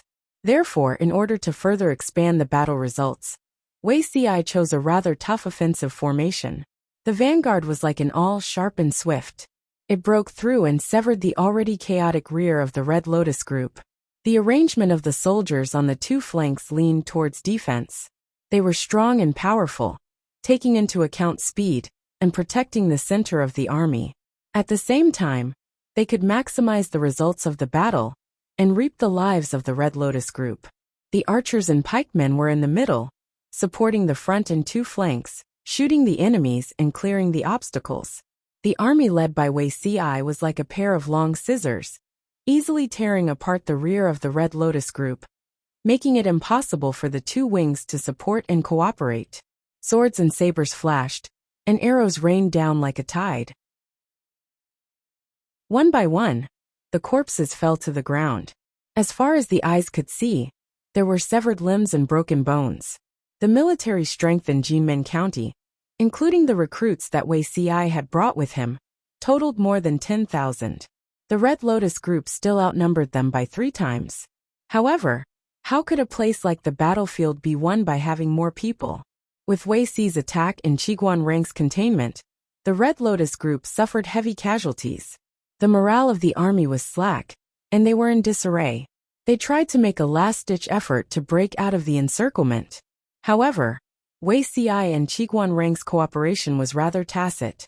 The latter turned from restraining the enemy to encircling them, while the former turned from attacking to driving them away.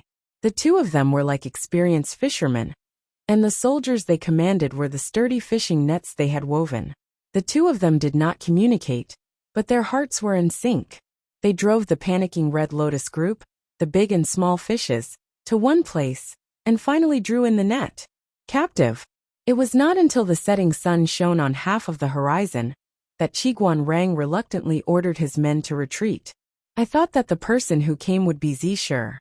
Although Feng was a prodigal son and did not have a good relationship with Feng Jin, Su Ke, and the others, Qiguanrang quite admired this guy.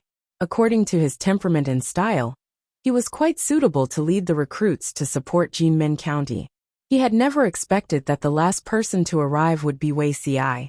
Thinking about Wuxi's usual style, it was very different from his style on the battlefield just now. Qiguanrang could not help but re-examine this gentle and weak colleague. You've hidden yourself well, big brother. Wuxia was still afraid of the cold, so he wore a few more layers than others. He also wrapped himself in a windproof cloak made of rabbit fur. From afar, he looked like a snowball, just like how Yangtze felt cold when he looked at Qiguanrang. Qiguanrang also felt a little hot when he looked at Wuxia. After hearing Qiguanrang's words, Wuxia smiled and coughed twice. Zhi is busy and far away in Shangyang County, presiding over the overall situation with Huayu. Going back and forth is a waste of time, and I'm afraid that it will delay the Lord's great plan. Helpless, I, an idle person with nothing to do, will help the Lord solve her worries. This was not the case. In the beginning, Feng Jin had been eager to come. How could exhausting government affairs be as refreshing as fighting a war? However, Wuxia had a white face and a black heart. He was good at tricking his friends. From Zhangping, Yangtze to Feng Jin, when had he ever been merciful? Where is the Lord now? Wuxia had also rushed here overnight. He had no spare time to inquire about information. Qiguanrang briefly explained the current situation on the battlefield. Jinmen County had been defended, and Honglian County could probably be deceived. Coincidentally, Wuxia had arrived, so he could lead the troops there to defend. The Red Lotus group was having a civil war in Chuyu County. Jiang Pingji and Qiguanrang had deliberately blocked the news, so they would not know about the changes here for the time being. Jiang Pingji could use this time gap to turn around and attack Fenghu County. When the three counties were stabilized, she would return to deal with the remaining troops of the Red Lotus group. Wuxia kept a gentle expression and listened carefully. In his previous life, he had moved from Langjie County to Zhongzhao's Bianzhou with the Wei family. As an invisible person, he was not valued, so he simply built a hut and lived in seclusion. He was still concerned about the affairs of the world, but most of the news came from Zhongzhao. As for the news of Dongqing, he only had a general idea. Perhaps the evildoer mentioned by Monk Liaochen was causing trouble, stealing the fate of Dongqing and the vitality of the people, causing many things to happen in advance. In his previous life, the Red Lotus group had surfaced much later than it was now. The Red Lotus group had been preaching in the north for several years. It had accumulated countless loyal followers, and its followers were widely distributed. In the end, the leader of the Red Lotus group took advantage of the situation and revolted. He received the support of the people in the north, and the imperial court could not shake him. He suffered several losses, and the Tsingy army, who revolted at the same time, could only avoid him. The current Red Lotus group was still immature, and its teachings were not deeply rooted in the people's hearts. Otherwise, it would not have been easy to take Qingda County. Did the Lord go to Chuyu County? Wuxia asked. Qiguanrang replied. According to the time, that should be the case. Zixiao, fortunately you came. Otherwise I would be really busy. Although the Red Lotus group is a motley crew, their ability to bewitch the people is not weak. In the past few days of defending the city, people have repeatedly tried to attack or bribe the guards at the city gate. On the surface, We have caught more than 22 of them. And there are even more who have not taken action in the dark. Wuxia rubbed his eyebrows. It's best not to keep these stubborn followers around, lest they spoil our plans. A rat's droppings can spoil a whole pot of porridge. Who knows when these foolish people, whose brains have been brainwashed, will cause a disaster. The Red Lotus group should indeed be eliminated. Thinking of his previous life, Wuxia's expression became inexplicably gloomy. There was a hidden murderous intent in his eyes, and even his gentle face turned cold. Understanding the meaning of Wuxia's words, Qiguanrang frowned slightly. Chapter 648. In Wuxia's previous life, when Her Majesty established the Jiang dynasty, there was constant turmoil in the early days of the country's founding. There were natural disasters everywhere, and the remnants of the Red Lotus group took the opportunity to stir up trouble and revive. Although they did not cause much damage, they brought a certain gray haze to the new dynasty and made people panic. There were even some bold rebels who spread rumors that the Empress was a temptress, and they even tried to assassinate her several times.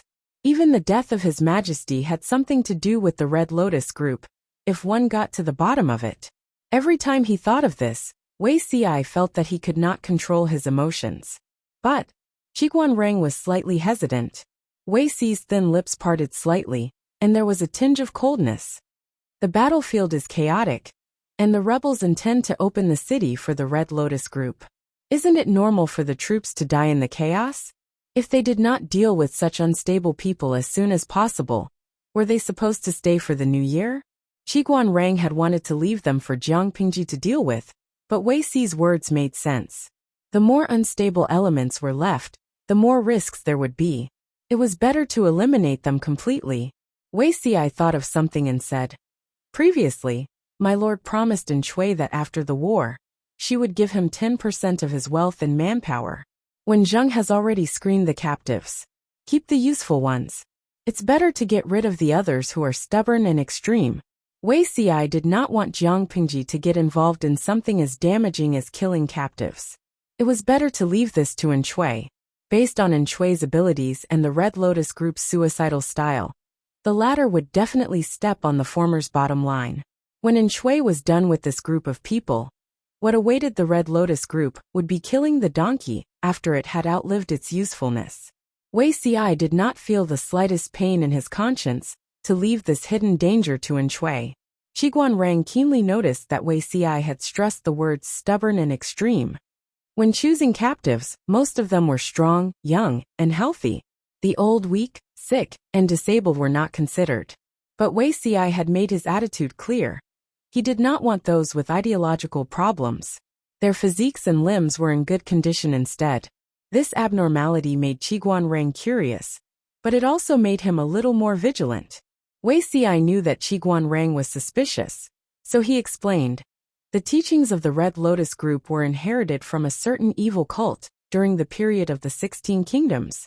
When Zheng is well-read, so he naturally knows how many evil cults caused trouble in the early days of the Great Xia dynasty's unification of the 16 kingdoms.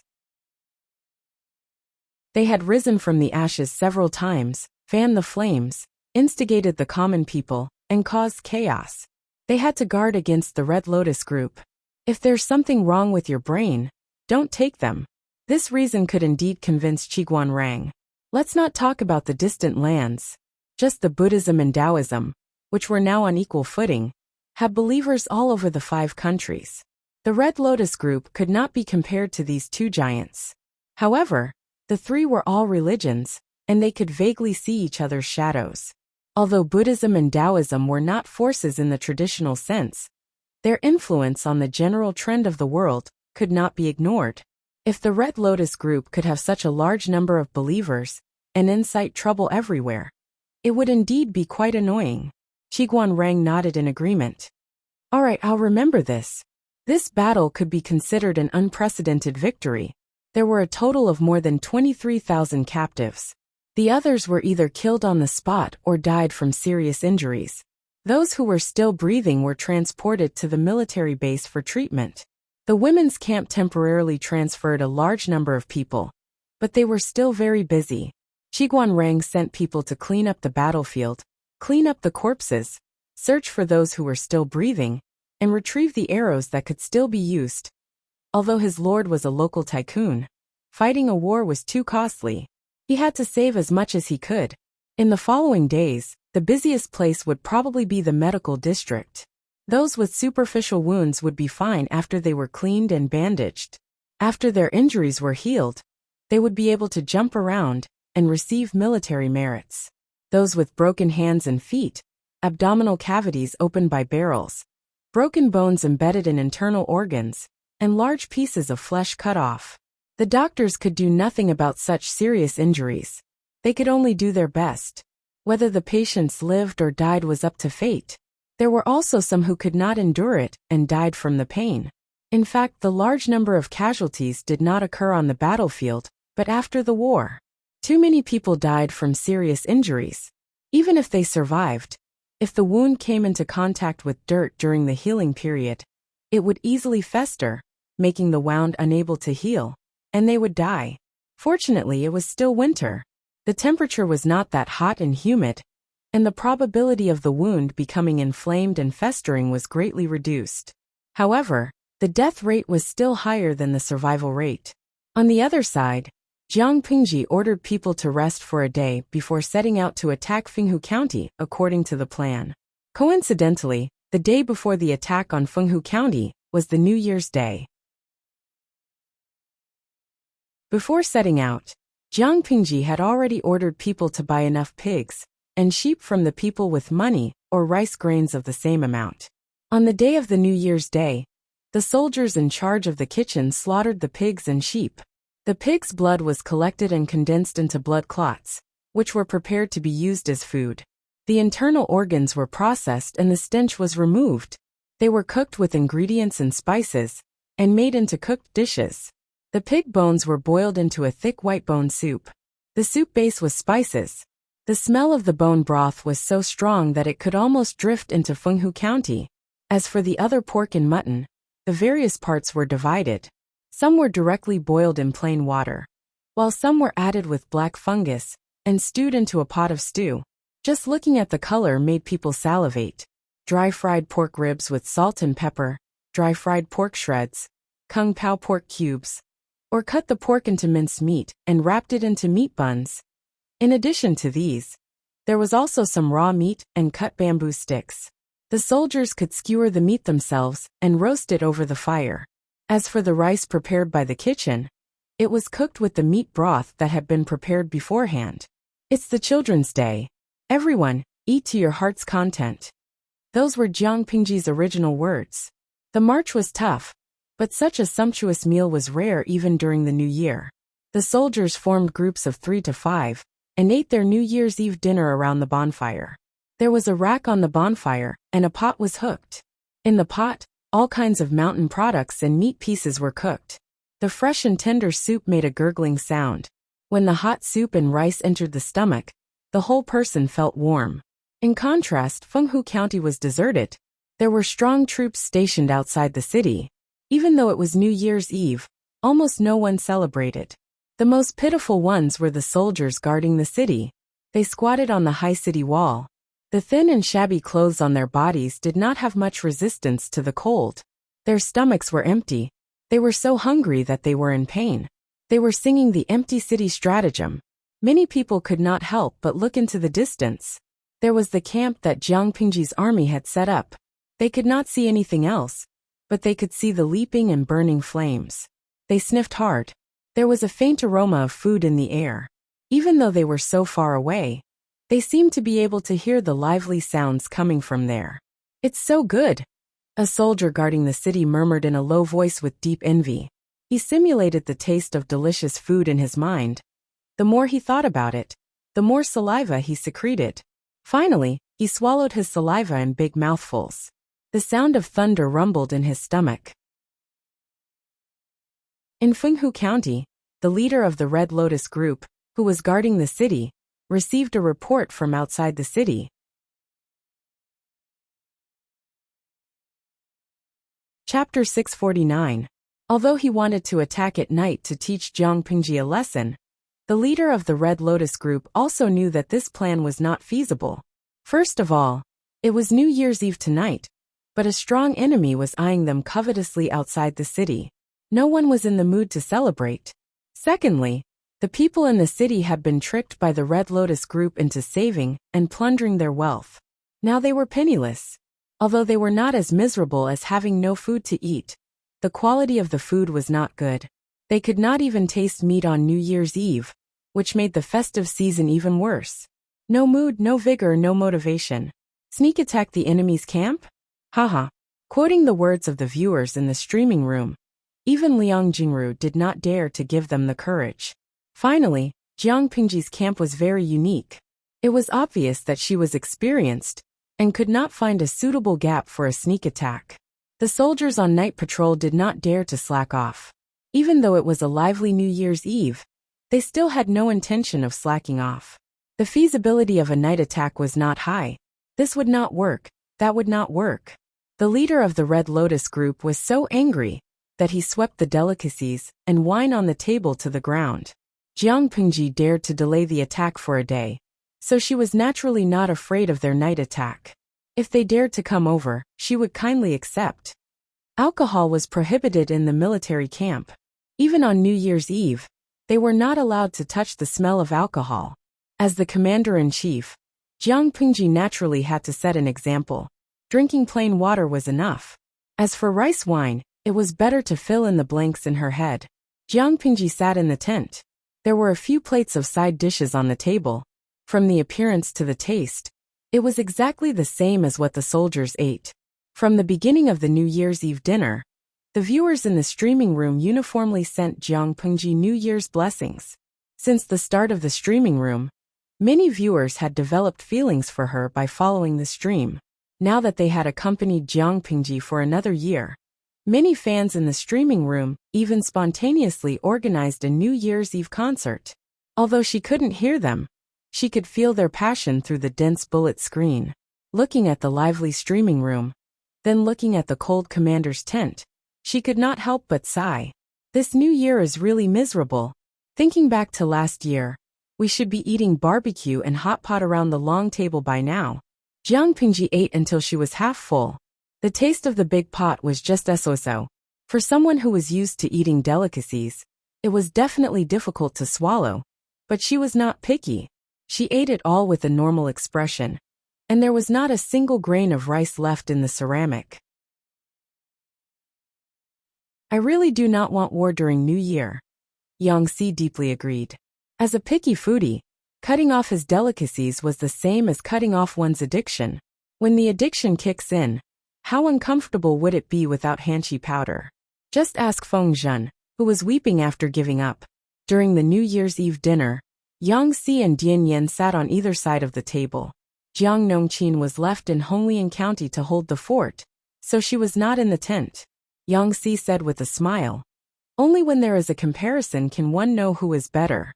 My lord, why don't you think about the thieves in Fenghu County? Maybe your mood will be much better." Jiang Pingji rested her chin on her hand. By the way, will they attack the camp in the middle of the night? The possibility is very small. Yang Si said firmly. Even so, for the sake of prudence, we still have to strengthen the patrolling and defense of the camp. Setting up a camp was a skill. If the camp was set up well, it would be difficult for the enemy to launch a sneak attack. Jiang Pingji did not do much research in this area. Fortunately, there was Yang Si. He could make up for the shortcomings in this aspect. In addition, the patrols were strict.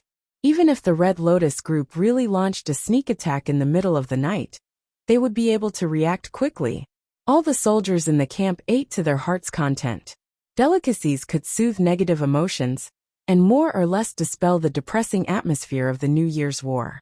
Thinking about conquering the enemy tomorrow, besides some melancholy and longing, they were more excited. Tomorrow was the first day of the new year. If they could conquer Fenghu County, it would be a good start for the whole year. The New Year's Eve dinner lasted until the moon was high in the sky. The soldiers who were not on patrol duty went to bed early to recuperate and fight the next day. The soldiers who were on duty gathered together to frolic, fight, and fight to kill time. Because they did not make much noise, They did not disturb the sleeping others. Jiang Pingji always wore her armor in the military camp. She came out and took a look at the camp.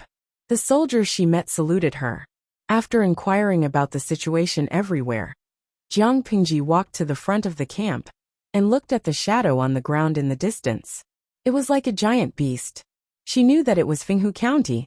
After conquering Fenghu County and then Chiyu County, Wanzhou would completely become her territory. She had just taken the first step on the road to hegemony. She meditated and calmed the complicated emotions in her heart. While she meditated and cultivated, she sorted out the clues in her mind and reorganized the plan to unify the world. Not long after, she heard footsteps behind her. She knew who it was at first glance. Jing Rong. She spoke in a declarative tone. Yang Si said, I saw my lord leave the commander's tent just now and come here alone. Do you miss your family? Jiang Pingji let out an ah and was puzzled. Why would I miss my family? Yang Si choked. He thought that Jiang Pingji was young, and that she was alone in a faraway place during the New Year's Eve. Looking at the lively scene around her, it might arouse the young man's longing for his family. He came over to be quite a considerate brother. But why didn't he follow the script? Understanding what Yang Si meant, Jiang Pingji did not know whether to laugh or cry. I'm an adult, not a 3-year-old child. It was Yang Si's turn to be dumbfounded. Then my lord is now. Her eyes were firm. I'm meditating and sorting out the plan. After we take down Qingda County, we'll take a short break and go to rescue the king. Rescue the king? I don't know how many heroes we'll meet then. Whether they're enemies or allies. We'll be invincible if we know ourselves and our enemies. Yang Si responded with an, oh, and was slightly embarrassed. Just as he was about to find an excuse to leave, so as not to disturb Jiang Pingji's thoughts, his lord raised a very strange question. Jing Rong, I had a strange dream last night. I dreamed that a hen crowed and heralded the dawn. Yang Si frowned. A hen heralding the dawn? Isn't this a woman usurping the dawn? It's a sign of disaster. However, the dream is strange and doesn't count. He was a little worried. Did the Lord think that the dream was ominous, and that there would be changes in the battle tomorrow? Don't be superstitious. A woman usurping the dawn. People often use this as a metaphor for a woman usurping power and creating chaos in the world. It's a bad omen. Jiang Pingji said and lowered her eyes. What do you think of this? Yang Si was surprised. How did the topic turn to this? He was also a rebellious person. His thoughts were very different from the literati of the time. He said, in my opinion, a woman usurping the dawn and a woman in power are still different. The crow of a hen is against the natural order and common sense. But it's not the case for a woman in power. Looking at the 16 countries and the previous dynasty, it's not like there haven't been women in power and being officials for hundreds of years. If a woman usurps the dawn, it's an insult to the ancestors. There was a period of time in the previous dynasty when women were officials and were in power. However, as times changed, the atmosphere became more and more rigorous and harsh. The narrow term, a woman usurping the dawn, was recognized by more and more people. More people felt that it was ridiculous for a woman to be in power. It was like a woman usurping the dawn. Jiang Pingji smiled and said, what if a woman becomes the emperor in the world? Do you think it's normal? Yang Si had a strange expression on his face. His lord was not only ambitious, but her confidence was also rare in the world. He smiled and asked quietly, listening to what you mean, my lord. Do you want to pass the throne to your daughter after you become the emperor? It's not necessarily impossible.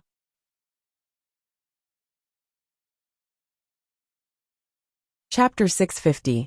Not necessarily. This was probably the funniest joke Yang Si had heard in a while. At this point, he still thought that Jiang Pingji was joking with him. He went with the flow and teased. If that's the case, my lord has to work harder. Jiang Pingji raised her eyebrows and asked him, what do you mean work harder? My lord is about to turn 9 soon, and it's only 2 years before she turns 20. In other people's families, even if they didn't get married, the marriage would have already been decided. On the other hand, the lord was still alone. This was not acceptable. If I don't marry a wife, how can I have a daughter? If he didn't have a daughter, how could he pass the throne to his daughter? Yang Si teased with a smile. His words were not to encourage Jiang Pingji to work hard to fight for the throne. He was clearly teasing her, telling her to quickly get married and have children. Jiang Pingji would be 18 in 2 months. 18 was old enough to start a family and become a father in that era. However, rich families were particular about many things. Most of them would delay it until after the coronation ceremony. The Lu residence should not be an exception. In Yang Si's opinion, his lord was still a young and immature youth who had not come into contact with the matters between men and women. When he was of age, he would naturally think about it. However, according to Yang Si's script, after being teased like this, his lord should be blushing and her heart palpitating. She would be extremely embarrassed. In fact, Jiang Pingji raised her eyebrows and said calmly, "Well, there's no rush. Bearing children depends on the partner and the timing." Yang Si was surprised. From the looks of it, his lord wasn't an innocent young man who didn't understand human relations. He was clearly an experienced veteran. He gossiped. "Depends on the partner and the timing? Could it be that my lord has taken a fancy to someone?" Jiang Pingji's lips curled into a mysterious smile. "Indeed?" Yang Si asked curiously. "Which family is she from?" If their statuses were comparable, they could ask the old master to come forward and arrange the marriage for their lord. This was a major event in his life, so he couldn't afford to be careless. The faster the hand, the slower the hand, the faster the hand, the stronger the hand. That was the only logical thing to do. If his status was lower than the lord, he could send an iceman to the door and explain his intention to take a concubine. In short, it's best not to miss out on a young lady you like. Jiang Pingji laughed involuntarily. She didn't know that apart from being gluttonous, Yang Si also had a tendency to gossip. Amused, she rolled her eyes and said vaguely, "Status? Although my family is in decline, I have a clean background. My ancestors were once illustrious, so I can be considered a noble family." That person is quite talented, and her personality is quite cute. It's not fair to be a concubine. Yang Si frowned. A noble family? This was indeed a little difficult. Better be a poor man's wife than a rich man's concubine. The nobler the family, the more importance they placed on their status. She would rather choose her husband's wife, who was of the same birth as her. Very few people were willing to be a concubine in order to climb up the social ladder, unless her husband's family was of a higher status. Obviously, Lu Shi had not reached that level yet. "What does Lord like about her?" Yang Si asked. "Talent or appearance?" Jiang Pingji smiled and squinted her eyes. "His genes. Chicken sound?" Yang Si couldn't wrap his head around it. The curve was too big, and he almost flipped over. "What is a rooster's voice?" Jiang Pingji pinched her chin. How could she explain this? She couldn't. Genes. They're the most essential thing in life. Jiang Pingji thought about it and muttered. But genes are only one aspect. His genes are indeed very attractive to me. But what interests me is his temperament and the secrets he hides. How do I describe that feeling?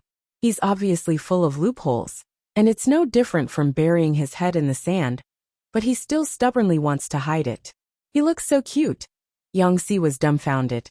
He could understand every word that his lord said, but when they were put together, he couldn't understand them.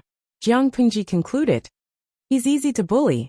I like to bully him, but he's tolerant and doesn't do anything. What I like can only be mine. Yang Si was so shocked that he couldn't speak. After a while he broke out in laughter. Lord, if you really like the young lady, you can't do this. It's easy to scare her. Previously, he thought that his lord was a skilled and knowledgeable veteran. Now that he saw it, he was clearly a domineering young man who didn't understand love. Jiang Pingji asked him, how should I pursue her?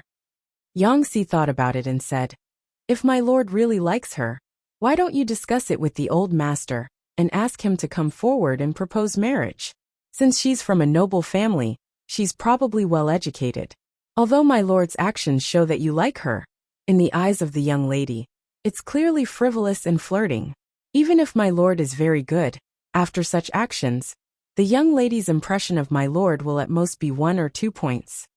Jiang Pingji clicked her tongue, somewhat disapproving. He's quite open-minded by nature. He shouldn't misunderstand, right? That's not necessarily true, Yang Si added.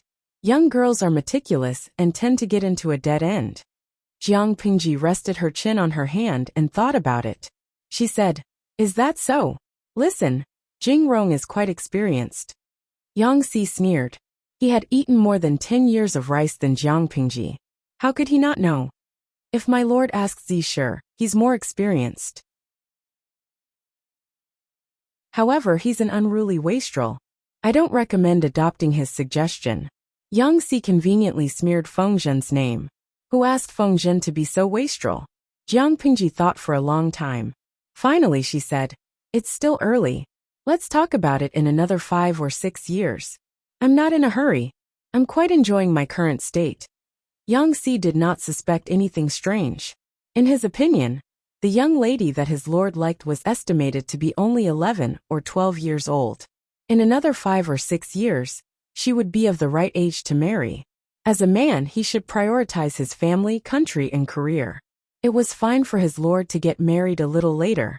It was fine if he fell in love with someone else after a few years. A man would not have to worry about not having a wife. Little did he know that under Jiang Pingji's deliberate guidance, the content of their conversation was completely different. It was clearly a chicken talking to a duck, but they could still talk about the same thing. In that case, I'll wait for my lord's little princess to come to this world. Yang Si smiled and teased. Jiang Pingji said, "Deal. I just hope that you won't cry when the time comes." Before dawn broke, Jiang Pingji returned to her tent to take a nap. When the golden light pierced through the thick clouds and shone on the earth, the sound of a horn sounded in the camp. Not far away, the people of Fenghu County, who had been in fear all night, felt as if they had been electrocuted. They were so scared that their hair stood on end. Jiang Pingji gathered the troops and arranged them in battle formation outside the city. The cold wind whistled and the banners fluttered. One side's morale was high, while the other side was increasingly depressed. When the war drums sounded, the archers responded with arrows to cover the scaling ladders. The soldiers hid under the scaling ladders and pushed the scaling ladders closer to the city walls. Because of the urgency of the march and the limited supplies they could carry, they did not bring catapults to attack the city this time. Relying on the cover of waves of arrows, corpses continued to fall from the city walls, and the scaling ladders were successfully placed on the city walls. When the leader of the Red Lotus group heard the war drums outside the city, he hurriedly put on his armor and climbed up the city walls. An arrow that flew over almost pierced the bun on the top of his head. Why are they fighting now? The leader glared angrily. The enemies below the city walls were densely packed, one group after another. His scalp tingled when he saw them.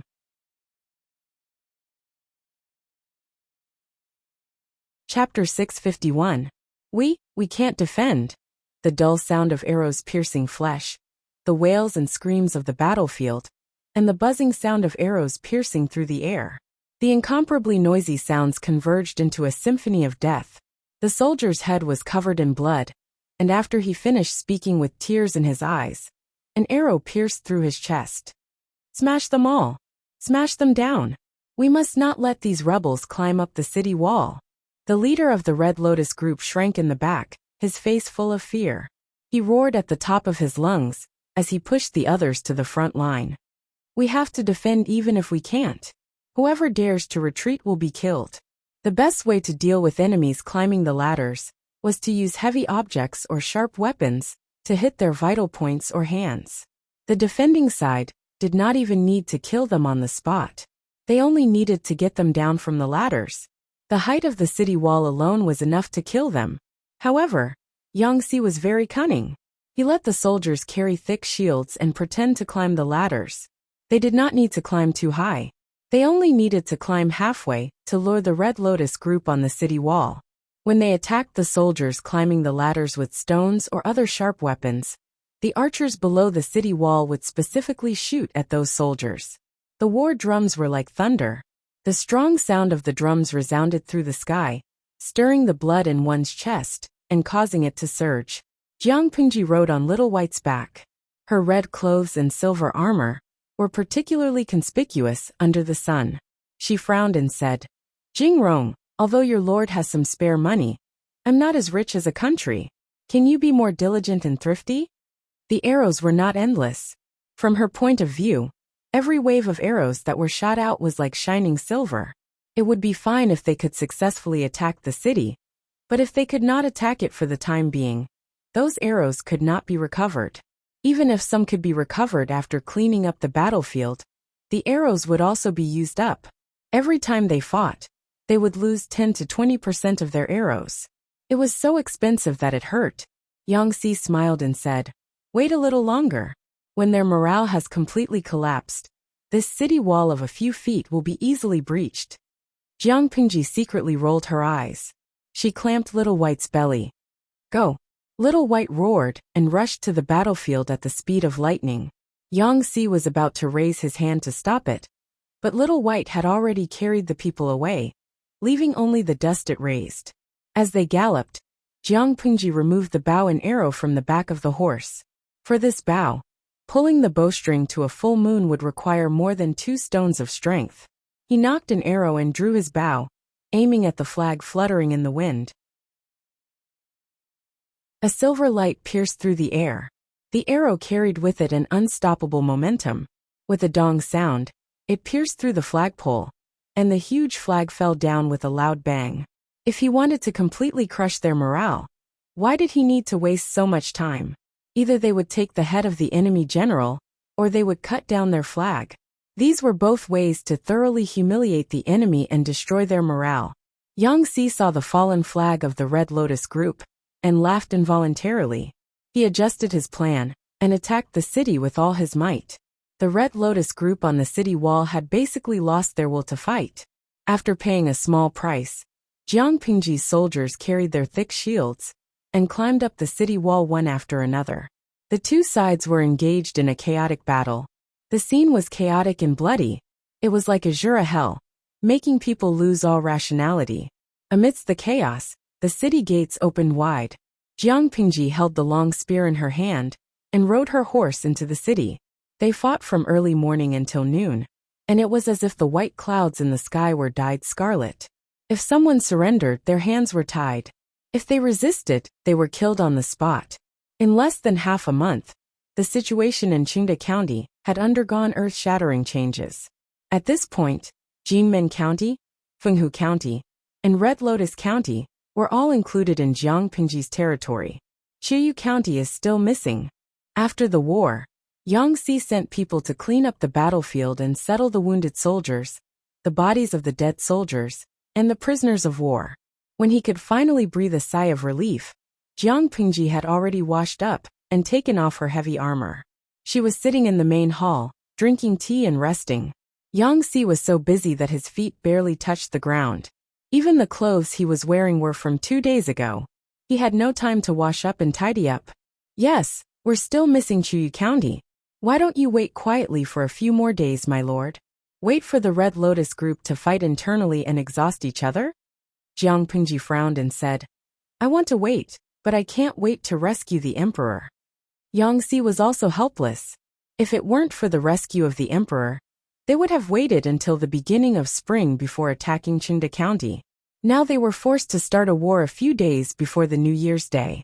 It was one thing for the soldiers to be unable to celebrate the festival with their families, but some of them had to sacrifice their lives. Jiang Pingji continued. Sooner or later, the Red Lotus group will be annexed. Sitting idly by, and watching them exhaust each other in their internal strife, is tantamount to exhausting our strength. Yangtze was so choked that he couldn't speak. The meaning of his lord's words was clear. The Red Lotus group will be mine sooner or later. The more internal strife they have now, the more losses I will suffer when I obtain it. However, the Red Lotus group is not completely finished yet. Is it really okay for my lord to be so concerned about it? Take a break and reorganize. Send troops to Chiyu County. Yes. Jiang Pingji, Qiguan rang, and the others deliberately blocked the news. The Red Lotus group received the news relatively late. How late was it? She had already conquered Fenghu County. The Red Lotus group in Chiyu County was still in a standoff inside and outside the city, cursing incessantly. In order to stall for time, Shui racked his brains to give advice to the second-in-command of the Red Lotus Group. Compared to the twisted intestines of a top strategist, Shui could be considered honest and straightforward. Compared to the brainless boorish men of the Red Lotus Group, Shui felt that his IQ could crush everyone present. With his help, the second-in-command deceived the city gates of Chuyu County into opening and captured it. After capturing Chuyu County, he was about to dispatch troops to Honglian County, but the troops were blocked at the city gates. The people who surrounded them were none other than the military counselor of the Red Lotus Group. The scholar personally led the troops and surrounded Chuyu County. As he cursed, he asked the second-in-command to return the leader. The two sides confronted each other and were in a stalemate. Shui took the opportunity to sow discord and upset the balance between the two sides. War was on the verge of breaking out.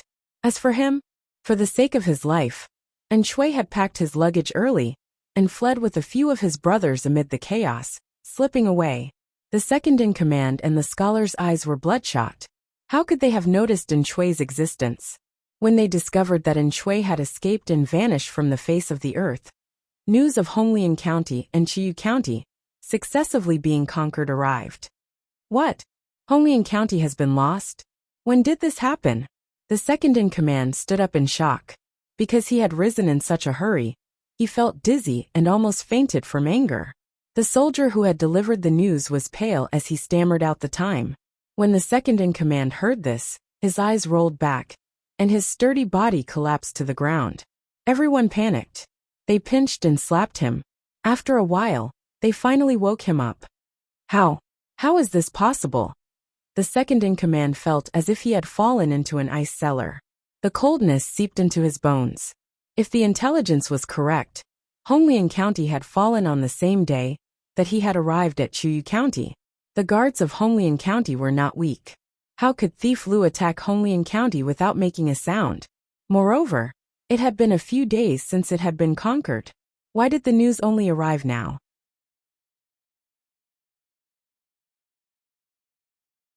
Chapter 652.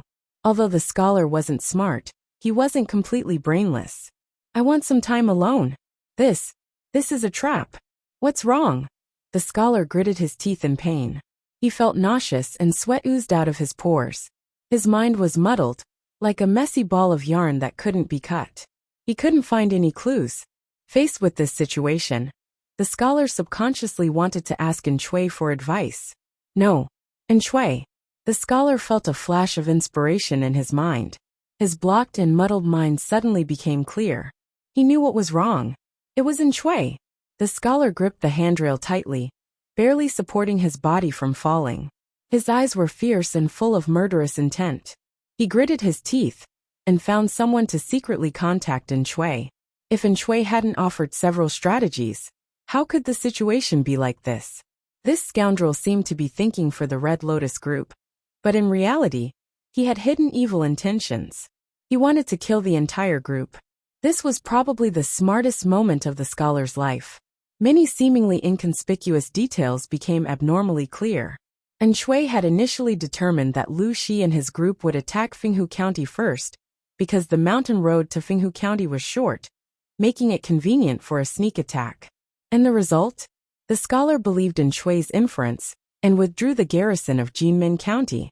He guarded Fenghu County with fear and trepidation, but the result was that Jinmen County was lost that night. The 3,000 soldiers sent by the scholar to ambush failed and were seen through by Lu Shi. In the end, they suffered a double loss. Before Jinmen County fell, Shui went to Red Lotus County. Not long after, the second-in-command betrayed the leader and occupied Red Lotus County. After that, the scholar received a secret letter from Shui. The letter told him that the leader of the Red Lotus Group had been captured by the second-in-command and taken to Chuyu County. The scholar had no choice but to split his troops into two. One would attack Jinmen County, and the other would rush to Chuyu County to save the leader. When the scholar led his troops and the second-in-command's rebel army in Chuyu County confronted each other and restrained each other, Red Lotus County fell, and Fenghu County was taken. It seemed that not only had Shui played him, but the stupid second-in-command had also been played by Shui. Without Shui's secret help, how could Red Lotus County have fallen so quickly? Understanding this, the scholar felt a sweetness in his throat. The taste of iron rose from his throat, and he fainted from anger. Military counselor, counselor, military advisor, advisor? Someone call the doctor over. The scholar's face was pale, and his body was on the verge of collapse. It was a heart-wrenching sight. When he spat out a mouthful of blood, his eyes rolled back, and he collapsed to the ground, scaring the crowd even more. The scene was chaotic and out of control. As for the culprit behind all this, seeing that the situation was not good, Shui had already used the cicada-shedding carapace to escape with his sworn brothers. The dark-faced man asked in a low, muffled voice, "Big brother, do you think that Lu Shi will keep his promise?" Shui was wearing a large winter cloak. He stood outside the cave and looked into the distance. His eyes seemed to pierce through the mountains and land on Chuyu County. Lu Shi will keep his promise. I don't think he would dare. Big brother has been so busy with Lu Shi's affairs these past few days that he's lost weight. The corners of Shui's lips curled up, and a sharpness appeared in his eyes. His previous dispiritedness had been swept away, and he vaguely carried a trace of high spirits that he hadn't seen in a long time. He knew very well how many troops the Red Lotus group had. There were at least 50,000 captives that Lu Shi had captured. According to the agreement of 10 men and horses, Shui could get 5,000 to 6,000 men and horses, as well as a generous sum of provisions and money. With these assets, Shui also had the capital to join the rescue of the emperor in Dongqing. If it was done properly, he might be able to borrow more troops and rope in more top talents. When that time came, he must kill his way back to his homeland and make the traitors of the 4 factions of Nanman pay with their blood. Thinking of this, countless scattered scenes flashed before his eyes. Each scene was filled with terrified screams, spreading blood, crying of despair, the wanton laughter of the enemy, the raised butcher's knife, rolling heads, broken limbs, and scattered internal organs. Since he was born, Shui had been the noble son of the Yin family. He was the favored son of God that everyone sought after. When had he ever suffered such humiliation? These were the sins of the 4 factions of Nanman. Naturally, they had to be paid with blood. As long as Shui was still alive, he would never let go of this hatred. With him, there would be no Nanman. Shui's sworn brothers looked at each other. They knew that their eldest brother was beginning to reminisce about the past again. They had just conquered the 3 districts of Red Lotus, Fenghu, and Jinmen, and their foundations were not yet stable.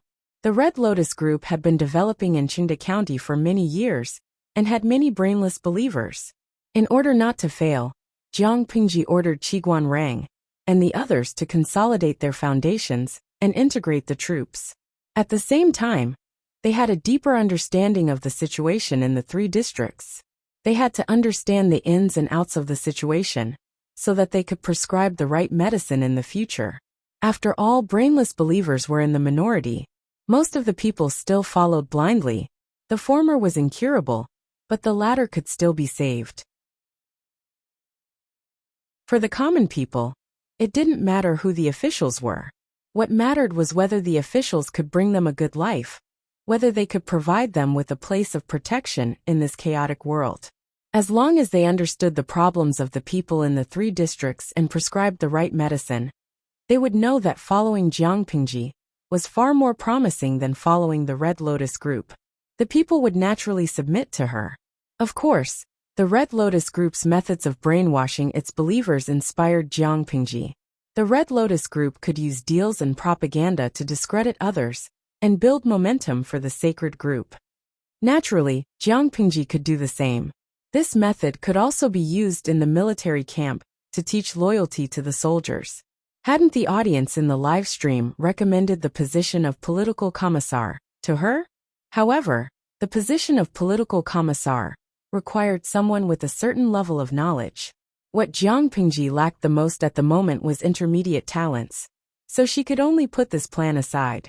However, there was no need for such high-end talents to brainwash the people, and there was no need to wait for the implementation in the future. During the period of rest and reorganization, Jiang Pingji was not idle. Jing Rong, come over and take a look. What do you think of this nursery rhyme? Jiang Pingji was dressed in brown linen clothes. Her long hair draped over her shoulders without a crown. She looked a little unrestrained and romantic. It was extremely rude and unrestrained to go out and meet guests without a crown. It was almost equivalent to sitting in front of others. However, looking at her long jet black hair that was still damp, it seemed that she had just taken a bath. Yang Si swallowed the words that he was about to blurt out and said, "The weather is cold now. How can my lord not take care of your body?" The colder the weather was, the more important it was to keep warm. Jiang Pingji grabbed her long wet hair and raised her eyelids carelessly. My body is very good. I don't have any minor disasters or illnesses all year round. Moreover, there is a charcoal brazier in the house, so it's very warm. After she finished speaking, she handed the roll of bamboo slips in her hand to Yang Si. Yang Si took it and looked at it. What is this? This is a nursery rhyme? The handwriting on the bamboo slips was vigorous and powerful. The words were written in bold and flamboyant calligraphy. One could not help but sigh with emotion. The words were like the person.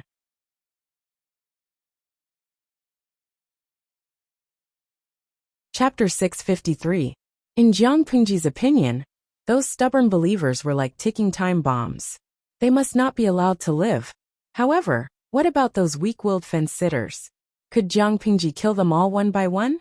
Obviously this was impossible. Since they were fence-sitters, why not pull them over to her side? I plan to let the child beggars in the 3 counties sing this nursery rhyme everywhere. I don't believe that the Red Lotus group can cause any trouble. In fact, this nursery rhyme was the result of a discussion between Jiang Pingji and the 150,000 idle spectators. It was simple, easy to understand and catchy. With Jiang Pingji's manipulation behind the scenes, she was not afraid that it would not be sung well enough. Even if the illiterate old woman heard it, she could easily understand the meaning behind it. Yang Si thought about it carefully. It was indeed feasible. Most of the people were ignorant and did not have their own judgment. If the Lord killed all the stubborn believers of the Red Lotus group in a thunderous manner, it would inevitably provoke a crusade from the outside world. They would say that the Lord was cruel and heartless. In this way, the Red Lotus group would be whitewashed and become a white lotus that was bullied by evil forces. The real good people would be attacked by the common people. Instead of that, it was better to occupy the moral high ground. Jiang Pingji could not portray herself as a weak person, but she could portray herself as a savior of noble character and unquestionable integrity. Yang Si's eyes flickered slightly. He thought about it and borrowed a brush and ink to write another nursery rhyme on the bamboo slip. The nursery rhyme Jiang Pingji wrote was to expose the Red Lotus group, while the nursery rhyme Yang Si wrote was to eulogize Fengyi County. In Yang Si's opinion, it was not enough to attack and expose the evil deeds of the Red Lotus group in Qingda County and let the people see the true colors of the Red Lotus group. They had to add fuel to the fire. Would they follow the Red Lotus group and be exploited and bullied? Or would they follow Lu Shi and live a good life? Obviously, one would know which to choose even if they thought with their toes. In just 2 or 3 days, the 2 nursery rhymes spread from Fenghu County to Honglian County and Jinmen County. They could be heard in the streets and alleys. At first, it was just child beggars and naughty children who liked to join in on the fun. Later, there were some people who had been exploited by the Red Lotus group and had a hard time surviving. Although it had not been long since they were sung, the situation in the city had obviously improved a lot. The most obvious point was that there were fewer brainless believers who tormented them. Qiguan Rang often breathed a sigh of relief. Without the foolish people who were tormenting him, he could also put his extra effort elsewhere. Now the main force of the Red Lotus group was gathered in Chuyu County. This was a tough nut to crack. It would not be as easy to take down as the previous 3 counties. If they wanted to take down Chuyu County, they had to concentrate their forces. Otherwise, it would be too difficult. Qiguan Rang, Wei Ci, and Yang Si tacitly chose the captives they could use and sent them back to Fengyi County in batches. Most of the people were sent to mine, open up wastelands, build roads, or build houses. It would be a waste not to use free human resources. According to Jiang Pengji's previous plan, these captives would have a 6-month probation period. If they performed well, they might even be able to enter the Minton district under Wei Xi's jurisdiction. They would be allocated farmland and become a Minton soldier. They would be able to get 60% or 70% of the crops they grew. Of course, during the half-year probation period, Jiang Pengji also took care of their food and lodging, but she only cared about their food and did not care about their well-being. She did not pay them any salary. In order to appease the captives and prevent them from causing trouble on the way, these welfare conditions had been agreed upon in advance. However, the captives were still trembling with fear. They felt that Jiang Pengji's words were meant to deceive them. As the victor, it was fine that she did not kill the captives to reduce their rations. Would she be so kind as to take care of their food and lodging? With trepidation and fear for the outside world, these captives were sent to Fengyi County in batches. Su Ku and the others worked day and night, but before they could finish what they were doing, a large pile of official duties fell from the sky with the arrival of the captives. They had no choice but to grab able-bodied men everywhere to share the official duties. Otherwise, when Jiang Pengji returned from the battle, they would probably only see the lush weeds on their graves. The women's department in the government office had the most profound experience. Among them, there was a girl with a plump figure. She had lost a lot of weight in the past few days. She had gone from cute baby fat to a bony beauty. Not only that, but the supervisor of the women's department in the government office, Shengguan Wan, also grabbed Feng Jin's wife, Wei Jingxian, to be an able-bodied man. Wanner's good sister. Anyway, Master Feng has allowed you to go out and broaden your horizons. This day will come sooner or later. Let's not be reserved. Wei Jingxian could not let go of the lively and active Changsheng, but she could not stand Shengguan Wan's constant pestering. Fortunately, Changsheng was obedient. She sat beside her seriously during the day and did not cry or make a fuss. When she was hungry, she asked for food from the maids. When she was bored, she hugged her and nibbled on her feet or chubby little hands. She entertained herself and had fun. Even Wei Jingxian was grabbed for able-bodied men. What excuse did the others have for not working hard? Feng Zhen, who had always loved to have fun, was now so tired that even his occasional addiction had disappeared, not to mention drinking and finding beauties. Sure enough, he was busy for a while, then busy for a year. What 7 days off, eating, drinking, and having fun were all lies. Even on the night of the new year, he hugged a stack of official documents to sleep. He was not a warm and fragrant lady. To prevent the captives from causing trouble, they were not gathered in one place. Instead, they were scattered and sent to different places. There were more than 30,000 captives. It sounded like a lot, but the number of people sent to different places was not that many. There was no need to worry about them causing trouble. When the gentry in Shangyang County heard the news, they all kept quiet out of fear. A strong sense of crisis spread in their hearts. If they caused less trouble, Feng Jin and Feng Zhen would naturally be much more relaxed. On the other side of the story, while Jiang Pengji was secretly promoting nursery rhymes, she was gathering her troops.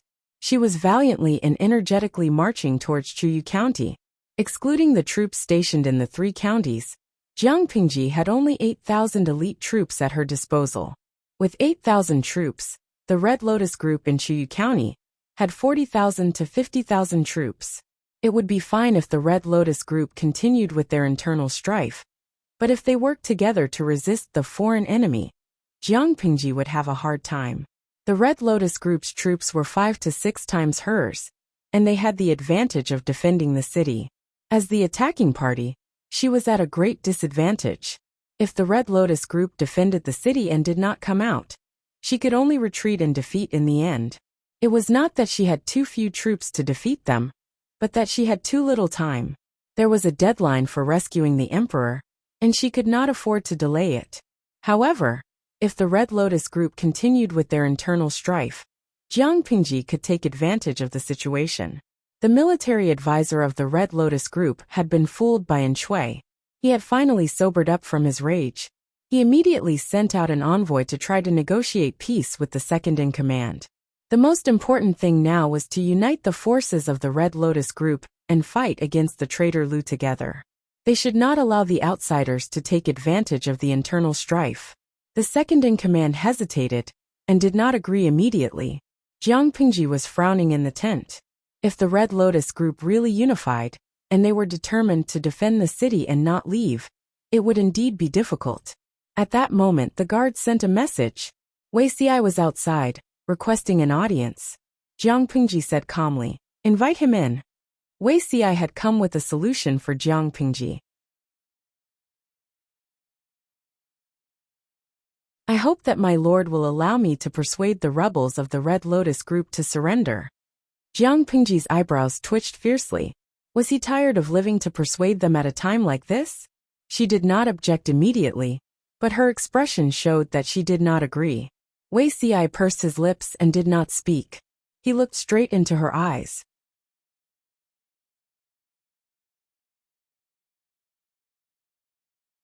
Chapter 654. Jiang Pingji had thought that Wuxia would back down, but she seemed to have underestimated this guy. He could be so stubborn. You should know very well what kind of people the Red Lotus group is. You're going to lobby them at this time. Wei Zixiao, do you think your life is too long? The Red Lotus group doesn't care about no killing of envoys when two armies clash. If I were in their shoes, I would be the first to kill whoever dares to send someone to lobby me at this juncture. Jiang Pingji's voice fluctuated a little. She asked, "Are you really not afraid of death?" Wuxia smiled instead of getting angry. His expression softened a lot, as if he had a soft light filter.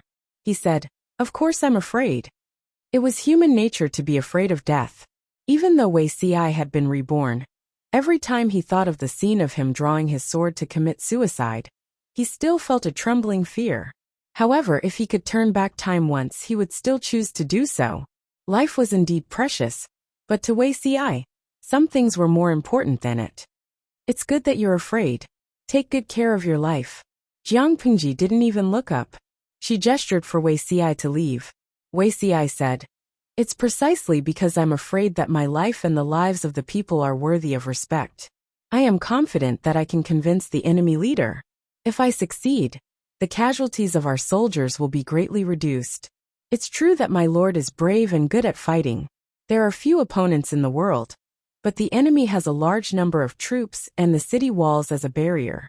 They can advance to attack and retreat to defend.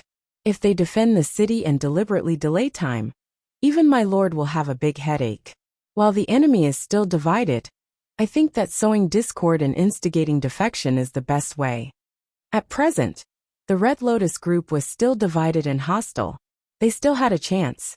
If the Red Lotus group put aside their former enmity and joined forces to fight against the enemy, Jiang Pingji's side couldn't afford to delay at all. They needed to seize the opportunity to fight a war.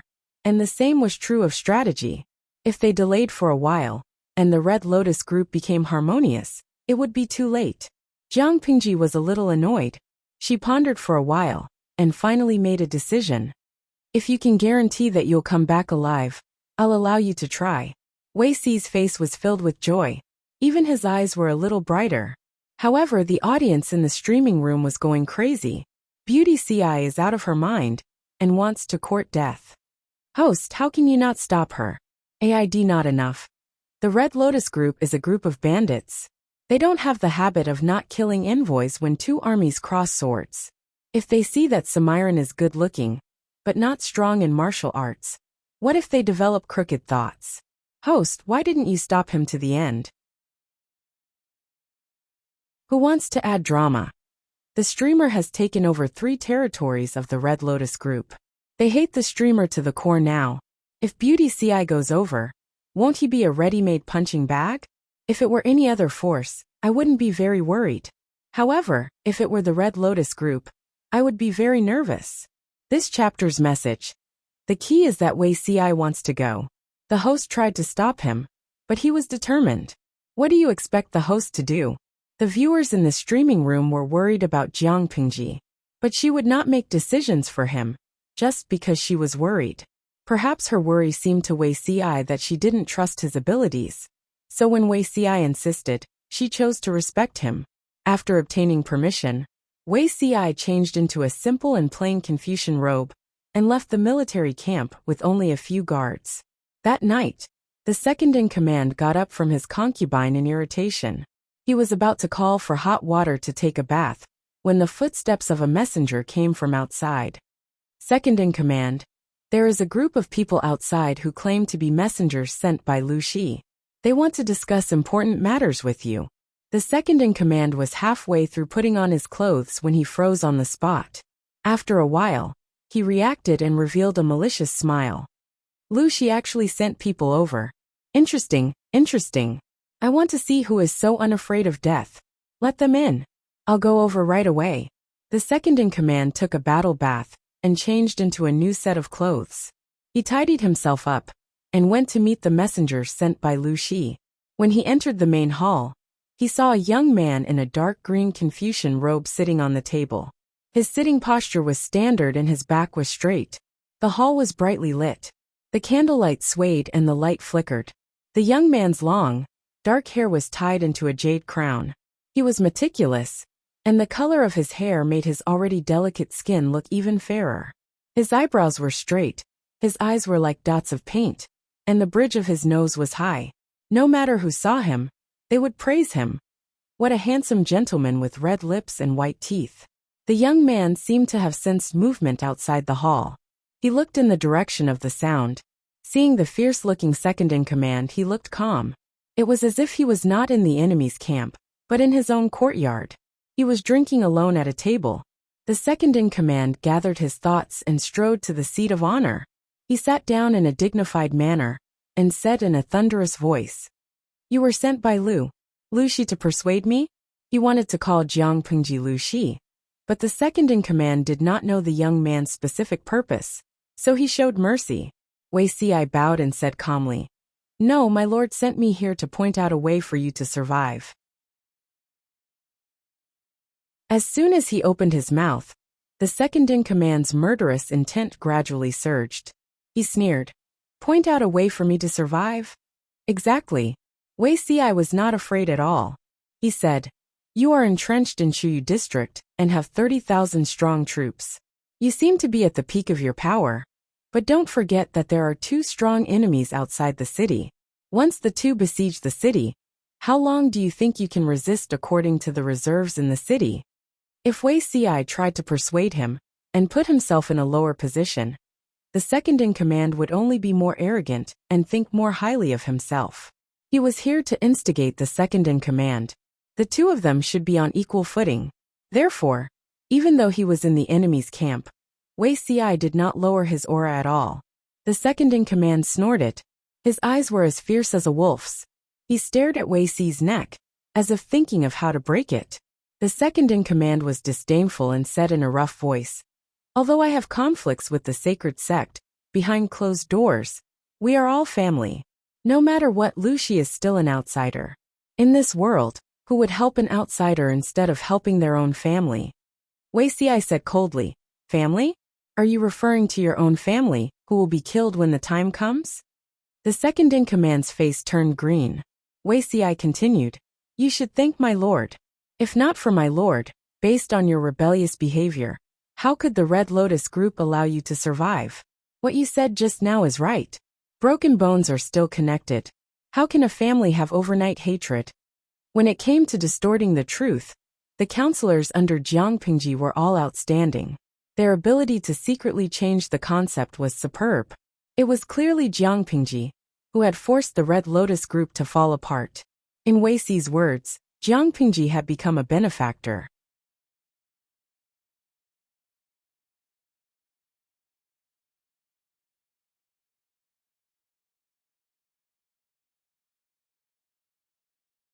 Chapter 655. The second-in-command's face was livid. That feeling was as if the hidden thoughts in one's heart had been exposed and laid out under the sun. Inexplicably shameful. So what? I can also wait for Lu Shi and the Red Lotus group to suffer heavy losses. Wei Xi sneered. My lord controls most of Fengyi County, Shangyang County and Qingda County. In the vast Wanzhou, there is only Chuyu County left. With such strength, how could both sides suffer? To put it bluntly, does the general think that he can run amok and ignore the heroes of the world just by relying on a mere 100,000 followers of the Red Lotus Parish? Don't you know? Previously, the Red Lotus Group had split its army of 36,000 to attack Jinmen County. There were less than 8,000 guards in Jinmen County. What was the result? They were routed like a mountain and captured more than 30,000 people. In that case, does the general still think that the Red Lotus Group can compete with my master? The second-in-command's eyes flickered with hesitation and struggle, as well as lingering fear. Just as Wuxia had mocked him, he was like a frog in a well, looking at the sky. He thought that the Red Lotus Group had defeated the Tsingy army and made them flee like rats, so they were already the overlord of the north. However, Wuxia told him that the Red Lotus Group was actually very weak. They had 36,000 troops, but they were still defeated by 7,000 troops. This example was true, and he could not refute it. 36,000 soldiers were no match for 7,000. The 30,000 soldiers in the city did not give him any sense of security. Whether he chose to rely on the Red Lotus Group or sit back and watch the fierce battle between the Red Lotus Group and Jiangpingji, he would not have a good ending. Wuxia softened his voice to avoid pressuring her too much. My lord sent me here to sincerely guide the way for the general. The second-in-command did not make a sound this time. He stared at Wuxia with his big round eyes. Speak. I want to hear what you have to say. He snorted coldly, gritted his teeth in humiliation, and said fiercely, I'll die if I surrender to the Red Lotus Church. Do you think I won't die if I surrender to Luxi? It sounds nice, but in reality, it's just like that. Wuxia smiled and said, General, if you pledge your allegiance to my lord and assist him in destroying the Red Lotus Group, you will be a meritorious minister in destroying the Red Lotus Group. Why poison a meritorious official? If I really did that from now on, who would be willing to abandon the dark for the light and seek refuge with my master? General, why don't you think about it carefully? Have you ever had any conflict with my master? Was there any old scores? Since there isn't, why are you still worried? That's right. There's no enmity between him and Luxi. If he had taken the initiative to pledge allegiance, why would Luxi want to harm him? Even if they did not use him, Luxi would not harm him. On the contrary, he would treat him kindly. Otherwise, once word of this got out, Luxi's enemies would only stubbornly resist. Surrendering meant death. Not surrendering meant death. So it was better to fight to the end and not surrender. The balance in his heart slowly tilted towards Jiangpingji. Wuxia knew that the time was ripe, so he did not rush him. Instead, he looked relaxed and indifferent, calm and elegant. Can you guarantee that Luxi won't turn his back on us? My lord has set her sights on the world. A mere Chiyu County is not worth her breaking her promise. The second-in-command's face turned green and black. He understood that he was being looked down upon. But what made him feel helpless was that others had the right to look down on him. Thus, he struggled even more intensely in his heart. At this moment, Wuxia got up from his seat and flicked his sleeves. His voice was as clear as a clear spring in the mountains, as if one's whole body was immersed in an icy spring on a hot summer day. It made one shiver uncontrollably. General, time is running out, he said with a smile. My lord has been ordered to rescue the king. If the attack fails for a long time, he will definitely withdraw his troops to defend the 3 counties. Without the pressure from my lord, do you think the Red Lotus Group will let this go and not pursue your crimes of kidnapping the leader and defying the judgment of the sect? Even without Wuxi's reminder, the second-in-command knew what would happen to him just by thinking about that scenario. Wuxia added fuel to the fire. General, you have a strong military force, but most of them are followers of the Red Lotus Group. According to my speculation, except for a few trusted subordinates, no one else should know that you harmed the leader, right? If my lord withdraws his troops, the Red Lotus Group will find a way to prove your crimes. General, do you think that those followers who worship the leader won't turn against you? Not only would they turn against him, but they might even have their heads chopped off if they slacked off for a nap. The second-in-command knew that his position was unstable, but after listening to Wuxi's words, He realized that the situation was far more serious than he had imagined. Now he was afraid, and he restrained his arrogance. Once he understood, he was more adaptable than anyone else. He bowed in a nondescript manner and asked for guidance. "Please guide me, sir." Wuxia sat back in his seat, a faint smile on his lips. "I dare not say that I can guide you, but I do have a few good words to tell you, General." Wuxia had arrived at the right time. The envoy sent by the Red Lotus Group for peace talks had arrived during the day. He tried every possible way to persuade the second-in-command, and he made a bunch of promises. The second-in-command was uneasy, and did not immediately agree. He only said that he needed to think about it. Not long after nightfall, Wuxia arrived. His sincere talk was far more reassuring to the second-in-command than a bunch of promises. In the face of a desperate situation, he would naturally choose the most beneficial path for himself. Relying on Lu Shi might not be a bad idea. Wuxia's words gave the second-in-command a glimmer of hope. He secretly gritted his teeth and said to Wuxia, "During the day, the Red Lotus Group sent an envoy to persuade me to join forces with them. In order to show my sincerity, I'll get someone to kill those bastards. I only hope that you can put in a few good words for me." Wuxia stopped the second-in-command and said, "You must not." The second-in-command was surprised. "Why not? We'll alert the enemy." Wuxia did not even bat an eyelid as he continued, "If the envoy they sent is killed by you, they will surely know that you have defected to my master. When that time comes, they will be on guard, and you will be in danger. It's better to hold back for now. Pretend to agree to cooperate, lure their elites into the city, and then lay an ambush, catching them like a turtle in a jar. At that time, they will be leaderless, and the Red Lotus Group outside the city will have no one to command them. My master will then send troops to capture them. In this way, we can definitely eliminate this hidden danger easily." Wuxia said it casually, as if it was a very common idea. But when the second-in-command heard it, he faintly felt the urge to sweat. In his opinion, the scholar in front of him was extremely handsome and did not pose a threat at all. If not for this, he would not have had the courage to stay in the same room with someone for so long, because he felt that Wuxia was very weak. Now that he saw it, he felt that scholars were really scary. Their words were like swords, and their brushes were like knives. They were casual, and could kill people without leaving a trace. Wuxia asked him, "What does the general think?" The second-in-command stuttered slightly and said, "Very, very good."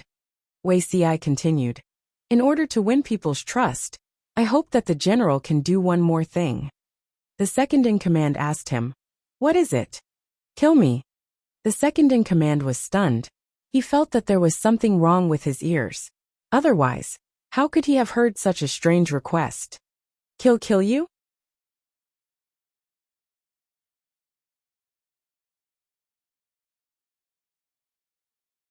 Chapter 656. Strategists were heartless. Not only were they ruthless to their enemies, but they were even more ruthless to their own people and themselves. The second-in-command could not describe that feeling, but after listening to Wuxia's explanation, there was only one thought in his mind: to tremble. In order to harm the enemy, he was willing to seek death. How ruthless was this? Wuxia explained his plan in detail, and after a while, he asked for the second-in-command's opinion. "What does the general think of this plan?" The second-in-command came back to his senses and stammered, "Very, very good, whatever you say, sir." "In that case, let's have a pleasant cooperation." Wuxia's smile was so beautiful that people could not help but sigh. This man was deep and tall, and could be called an elegant gentleman. Only the second-in-command, who was being stared at by him, could not feel happy. Instead, he had the urge to shiver, and his hair stood on end. Scholars were all scary. First, Shui, who played everyone in circles. Then, there was Wuxia, who could turn the tables in the enemy's camp. If he could, the second-in-command would never want to provoke such a black-hearted scholar in his life. Not long after the second-in-command entered the main hall, there was a clattering sound, followed by the sound of swords being unsheathed, and a short and abrupt scream. The guards outside thought that someone had attacked the second-in-command and hurried in. They were all shocked by the scene in front of them. They saw a young man in a dark green Confucian robe lying on the ground, hugging his stomach and curling up. His face could not be seen, and a pool of thick black blood spread from his body. The guards immediately understood who was killed, and their faces turned pale with fright. Envoys should not be killed in a battle between two armies. Now that Lu Shi's envoy had been killed in a rage by the second-in-command, the two sides would not rest until one side was dead. If they were defeated on the battlefield, perhaps Lu Shi would cruelly massacre the city and kill all the captives to vent his anger. Bastard Lu, do you think I'm afraid of him? The second-in-command snorted and said in a rough voice. Even if he came in person, I would kill him with one blow, not to mention the envoy sent by Lu Shi. Drag this man away, chop him up, and feed him to the dogs. Remember to clean up the bones and send them to Lu Shi. Peace talks. Damn it. If one comes, we'll kill one. If two come, we'll kill both. Do you think the Red Lotus group has no one? The deputy chief was so angry that no one dared to stop him. They could only obey the order and drag the corpse of the green-robed young man away. The strong smell of blood permeated the room, and the lights flickered, giving rise to a sense of fear. The second-in-command paced back and forth anxiously. His expression was gloomy. It was obvious that he was not as tough and imposing as he appeared to be after killing Wuxia. Second leader, since we've killed the envoy of that Lu thief, I'm afraid that Lu thief will receive the news that very night. If he challenges us tomorrow, let's fight then. Do you think I'm afraid of a brat who hasn't even grown hair yet? The second-in-command's temper exploded. After a while, he paced back and forth with a dispirited expression, as if he was going to break through the solid wood floor. After a while, the second-in-command took a deep breath and ordered his subordinates to invite the emissary sent by the Red Lotus group. After everyone retreated, the second-in-command hurriedly walked to the back hall. Wuxi's clothes had already been changed. His linen clothes were brown, and the jade crown on his head had been replaced with a cloth scarf. Other than his outstanding looks and temperament, he seemed to be no different from an ordinary scholar. Sir, I've already done as you instructed. Will they take the bait? Wuxia held a teacup and sipped at it. The taste of the tea was not very good, but he was not a picky person. Make it quick, Wuxia said. It's best to lure their elites into the city tomorrow. If time passes, they will become suspicious. The second-in-command nodded obediently and said, Shall I send someone to escort you out of the city? Wuxia waved his hand and refused. I'm a dead man, and should not be exposed in front of others. Even the general's confidants may not be completely trusted. The best way to keep a secret is to have as few people who know about it as possible. I will temporarily disturb the general for a day or two. The second-in-command did not refuse. He was happy that Wuxia was in his hands. At least he had a guarantee. If Lu Shi went back on his word, he would have nothing to fear with Wuxia in his hands. However, the second-in-command thought about it, and thought of another more dangerous problem. Sir, I followed your instructions and returned your human bones to District Magistrate Liu. Will you really not bear a grudge against me? It would be fine if he passed the message, but if he did not, Lu Shi would chop him up without a second thought. Then he would die an unjust death. Wuxia smiled and said, Of course not. General, you should rest assured. In fact, Wuxi's plan was an impromptu one. Before meeting the second-in-command, he had thought of many plans, but after seeing him in person, he overturned the previous plan and came up with a new one that was beneficial and harmless. Of course, this was also the most ruthless one. The second-in-command left confidently. Wuxia slowly lowered his eyes. He put down the teacup in his hand, his eyes cold and fierce. Wuxia already had the idea of uprooting the Red Lotus group. Why would he recruit people from the Red Lotus group into his own forces? He did not inform Jiang Pingji of this impromptu plan. In other words, the Lord was unaware of Wuxi's death. Under such circumstances, if the second-in-command died, no one could say anything bad about her. At most, they could say that Wuxia was black-hearted, ruthless, sinister and treacherous. However, he did not care about his reputation for a long time. Or rather, he had trained to be thick-skinned. Others could comment however they wanted, as long as they did not implicate the Lord. Yes, Wuxia had no intention of letting the second-in-command of the Red Lotus group live. Not long after the second-in-command killed Wuxia in anger, the messenger of the Red Lotus group received the news. After learning that Wuxia had been killed, chopped into pieces of meat and fed to dogs, and that his incomplete human bones had been sent to Lu Shi overnight, the messenger was so happy that his teeth could not be seen. The second-in-command took the opportunity to express his worries.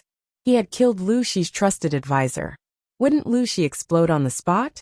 The messenger of the Red Lotus group also took advantage of the situation, hoping that the two sides could shake hands and make peace, and used the danger of the city walls to resist Lu Shi.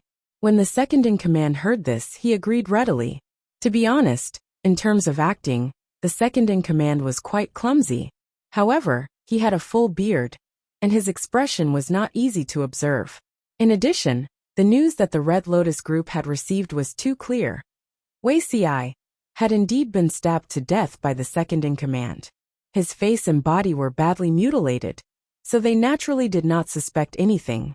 The second-in-command had killed Wuxia, which meant that he could no longer be recruited by Lu Shi.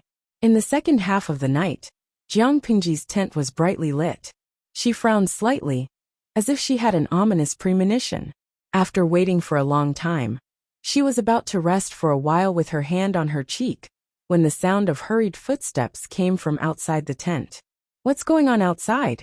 Yang Si lifted the curtain and walked in. His waist was wrapped in white linen, and his eyes were bloodshot. He was followed by two attendants. Jiang Pingji keenly smelled the scent of blood. Her heart skipped a beat, and she asked, "What's wrong?" Zixiao, he was killed.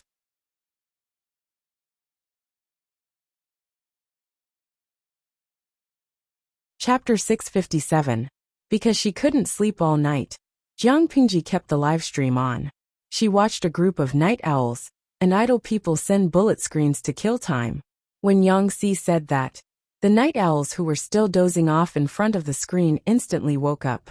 Fat Cat Chili. Wait, what the F *CK? Am I hearing things? What happened to Beauty Ci? Yiwu Yanling. Oh my god, don't scare me. How could something happen to Beauty Ci? How could it be? Today is not April Fool's Day. Nua Xiang. Although I always feel that Beauty Ci is delicate and weak, he doesn't have the appearance of a short life. How could something happen to him? Cat Demon June. Today is April Fool's Day. I'm not listening. This is definitely a joke designed by the streamer. Yin Ruochen. Wuxia is dead? As his veteran fan, I absolutely can't accept this result. The livestream room was in an uproar. Although the livestream room only had an upper limit of 150,000 viewers, after several years, the number of livestream fans accumulated was more than 10 million. Wuxia's Tieba alone had more than 30 million followers. These 30 million fans were live fans, not zombie fans. The Tieba was abnormally active. Although these auntie groups were all here for their looks, the world was a place where looks mattered the most. Now that everyone received the news of Wuxia's death, they suddenly felt as if two bombs had exploded in their ears. The words Wuxia's death became a hot topic in minutes. Madam's fan club couldn't wait to rush into the livestream room. Jiang Pingji was also shocked, but her mental fortitude was excellent. No matter how thunderous her heart was, she remained calm on the surface. Tell me in detail what happened.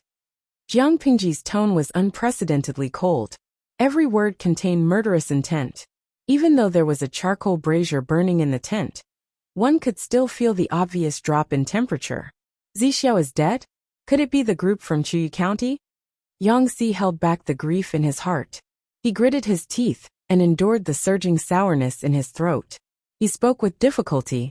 Hearing that Wuxia's body had been chopped up and thrown to the wolves as food, and that his bones had been gnawed clean and sent back, Jiang Pingji's state of mind was already unstable. She was as cold as ice, and her murderous intent rose steadily.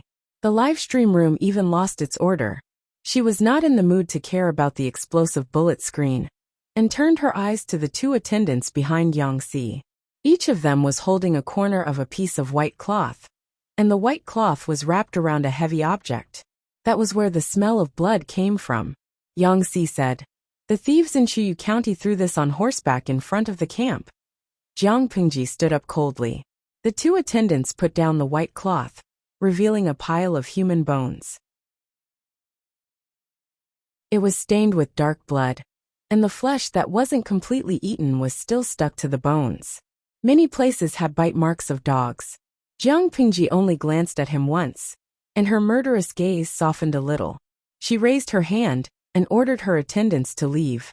Although Yang Si was immersed in hatred, he also noticed the changes in Jiang Pingji.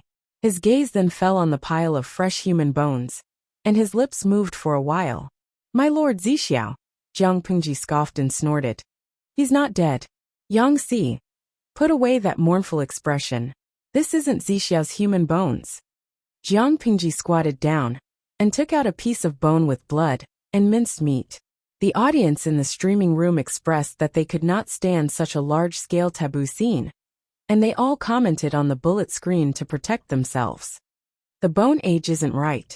Bone age, Jiang Pingji said with experience. The bone age of this set of bones is at least 35 years old. Zixiao is only in his early 20s. Also, although Zixiao has learned martial arts, he's at most at the level of square dancing. The bone age of this set of human bones is obviously that of someone who has been doing strenuous work for a long time. Moreover, Zixiao is on the skinny side, but this set of bones is different. It's at least a size stronger than Zixiao, so he's not Zixiao. Yang Si, not Zixiao. Then where is Zixiao? Jiang Pingji secretly heaved a sigh of relief, but she appeared calm on the surface. She smiled and said, I'm afraid he's hiding somewhere, sitting back and watching the show begin. Yang Si's expression twitched. He looked at the pile of human bones on the ground with hidden bitterness, and he secretly gritted his teeth.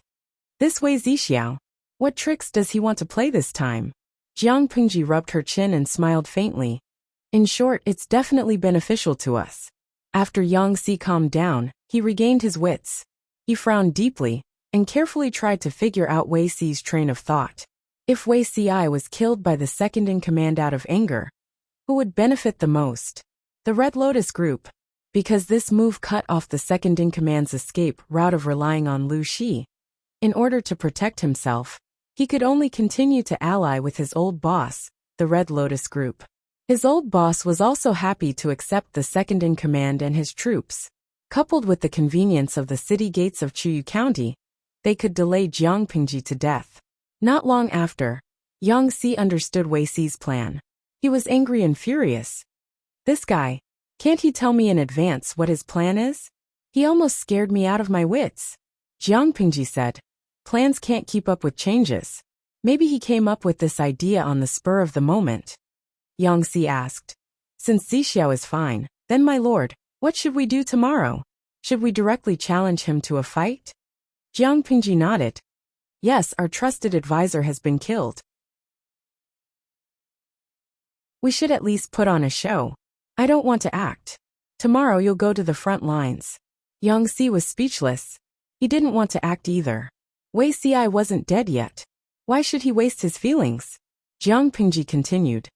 Zixiao may have already instigated the one in Chuyu County to defect. Now that the Red Lotus Group is united on the surface, I'm afraid that both sides will suffer losses and fight to the death. We'll challenge them first. On the surface, we'll exert pressure. But in reality, we'll bide our time and observe the specific situation. Based on Jiang Pingji's understanding of Wei Si, this person had probably already made a comprehensive plan. If the Red Lotus Group didn't lose everything this time, Jiang Pingji's name would be read backwards. When Jiang Pingji received Wei Si's corpse, the Red Lotus Group outside the city also received the news. The scholar from the Red Lotus Group was not suspicious. Instead, he was secretly pleased. Although Wei Si's reputation on the battlefield was not prominent, he was in charge of the post-war pension and the stationing of the troops. He had a high reputation among the people of Fengyi County. As Lu Shi's right-hand man, he had been hacked to death and fed to the dogs. His corpse had even been sent to Lu Shi. He would wake up laughing even in his dreams. Lu Shi had made him suffer a lot. Now that Wei Si was dead, he could be considered to have regained some of his dignity. The scholar was certain that it was impossible for the deputy chief to side with Lu Shi. Naturally, he did not suspect that there was a trick. The two sides agreed to meet the next day to resist Lu Shi together. Before dawn, Jiang Pingji had already sent someone to the foot of the city to challenge them. The generals and soldiers were ready for battle. Their murderous aura shook the sky, and the war drums thundered. Even though they were far away, the people on the city walls could feel the repressed and resentful murderous intent. For a moment, everyone was in a state of panic. The deputy chief's face was a mixture of green and white. Panic and fear surfaced on the surface. The more it was like this, the more relieved the scholar from the Red Lotus group was.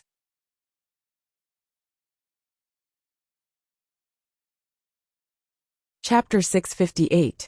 When the second-in-command invited the higher-ups of the Red Lotus group into the city to discuss the grand plan, the Red Lotus group agreed, without even thinking about it. However, they were a little more cautious. They brought 2,000 troops into the city, while the other 30,000 troops remained outside the city. If anything went wrong, these 30,000 troops would rush into the city at the first instance. The second-in-command, and the military advisor of the Red Lotus group, did not get along very well. Both were fed up with each other. But the current situation was unique, and they had no choice but to work together. The scholar had already secretly made up his mind. After they beat back Lu Shi, he would be the first to capture the second-in-command and interrogate him. Now, for the sake of the bigger picture, he could only endure for the time being. He would let this boorish fellow run wild for a few more days. The scholar was secretly calculating. How could he know that the second-in-command was also plotting against him? Although the scholar and the others had brought 2,000 men with them, these 2,000 men were no match for the 30,000 troops in the city. On the surface, the two of them feigned civility, but in reality, they each had their own plans. No matter how the military drums sounded outside, the second-in-command still guarded the city and refused to come out. The soldiers guarding the city even cursed him loudly outside. Inside the city, the second-in-command held a banquet. The dancers and singers sang and danced to liven things up. At the same time, a group of prostitutes and prostitutes served them from the side. The drumming outside the city was like thunder. Even from such a distance, one could still hear it if they listened carefully. After 3 rounds of wine, they began to talk about the main topic. The second-in-command had a bitter expression on his face. He secretly rubbed his hands and grabbed the scholar beside him to complain. He didn't dare to say that he had kidnapped the hierarch in front of everyone. So he could only change the topic and make things difficult for himself.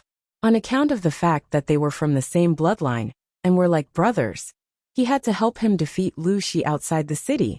The scholar's smile was very stiff. He wanted to withdraw his hand, but the second-in-command held it tightly and could not do so. Don't be anxious. Thief Lu only has 10,000 troops. How can he be a match for us? The scholar forced a smile and comforted him. Actually, as long as our two clans put aside our former enmity and work together to occupy the city walls, the traitor Lu will retreat on his own in less than half a month. The second-in-command said. But right now they're challenging us to a fight. If we don't fight, wouldn't we lose face? The scholar said. How much is face worth? As long as we can defeat Lu Shi, our sect will be renowned throughout the world. After that, the scholar analyzed Lu Shi's current awkward situation in detail, as if he was giving pointers to the country, and his words were reasonable and well-grounded. Everyone in the hall complimented and flattered the scholar, making him feel as if he was on cloud 9. He had completely forgotten about his previous failure. Outside the city, no matter how many people Jiang Pengji sent to challenge them to a fight, the people inside the city held their ground and refused to come out. They were determined to be mute. Seeing that the sky was getting darker and darker, Jiang Pengji's eyes turned frosty. Yangxi hurried over. His footsteps were hurried, and his breathing was heavy. He shouted, my lord, I found out the exact news. Not long ago, there was an unusual movement in the Red Lotus Group's camp. About 2,000 people entered Chuyu County, It looks like they're ready to join forces. Jiang Pengji's eyes flickered slightly, and there was a slight smile on her lips. Are 2000 people? Are there any important people among them? She crossed her arms over her chest and looked up at the sky. She pondered and calculated in her heart. Yangxi was already prepared. He opened his mouth and said, according to the scout's report, the leader is probably an elite high-level member of the Red Lotus group. But it's too far away, so the details are not clear. But judging from the clothes they're wearing, there may be 23 high-level members. The Red Lotus group was not a regular army. Most of the members were poor people. They wore whatever they had. Many of their clothes were taken from the dead and wrapped around their bodies casually. As long as they could keep warm and not freeze to death, it was fine. Who cared if they were clean or beautiful? Therefore, in the Red Lotus group, those who wore armor or bright clothes were basically people of status and prestige. The scouts couldn't get too close. But judging by their clothes, their identities were about 80% or 90%. Jiang Pengji narrowed her eyes, and there was a hint of danger in her gaze. She murmured, 23. Yangxi continued. Although it's not clear how many high-level elites the Red Lotus group has, just looking at this number, they've taken away more than half. Jiang Pengji sneered softly. In other words, the current Red Lotus camp is basically in a state of no leader? Jingrong, what do you think are our chances of winning if we sneak attack their camp in the middle of the night? I think we can still fight them, even if they have 30,000 troops. She had fewer troops on her side, but the overall conditions were much better. They had enough clothes to keep them warm, enough rations, and the military equipment was of high quality. The soldiers were also well trained. Their numbers were only 1/3 of the enemy's. But in the middle of the cold winter night, the advantage of numbers would be greatly reduced. They had launched a sneak attack in the middle of the night and caught the enemy off guard. Coupled with the crushing quality of the overall team, the Red Lotus group was still in a state of no leader. She felt that they had a good chance of winning. Yangxi laughed and said, in my opinion, maybe this is what Zixiao the fox is planning. Jiang Pengji crossed her arms in front of her chest and snorted. Zixiao has already instigated the forces in Chuyu County to rebel. The Red Lotus group has brought 2,000 troops into the city. Haha, there's going to be a good show tonight. The camp outside the city had been sneak attacked by Jiang Pengji, and the city was besieged on all sides and ambushed on all sides. The Red Lotus group had not died in vain. After making the decision, Jiang Pengji ordered the soldiers to continue challenging the enemy for a quarter of an hour, then sounded the gong to withdraw. Because the people in the city refused to fight for a long time, Jiang Pengji's side had been challenging the enemy for the whole afternoon. So much so that their morale was a little low. She asked the logistics department to prepare an adequate dinner for the soldiers, then let them rest in advance to recuperate and raise their morale again.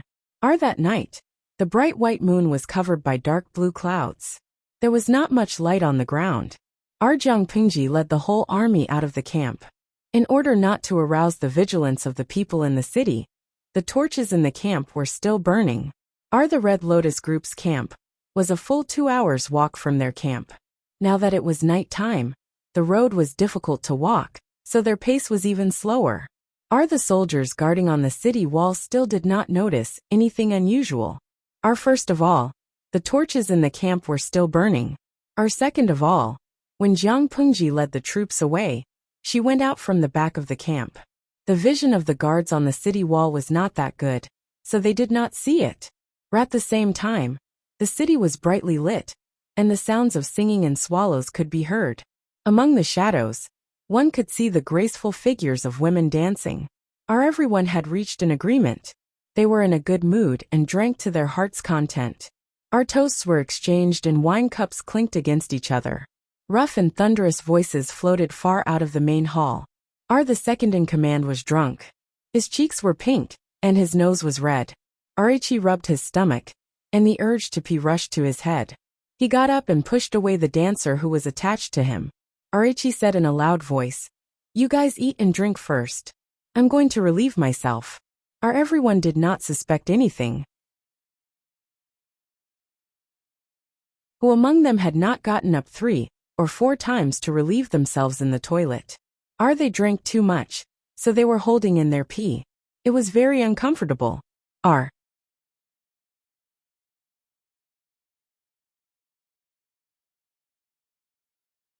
Chapter 659. He went to the toilet and secretly ordered his trusted subordinates to deploy troops. He asked them to quietly surround the main hall and avoid the 2,000 spies brought by the Red Lotus group. Finally, he pretended that nothing had happened and returned to the main hall to continue drinking and having fun with the others. The people in the hall were still drinking. No one realized that countless arrows had been aimed at them and that there was a murderous intent everywhere.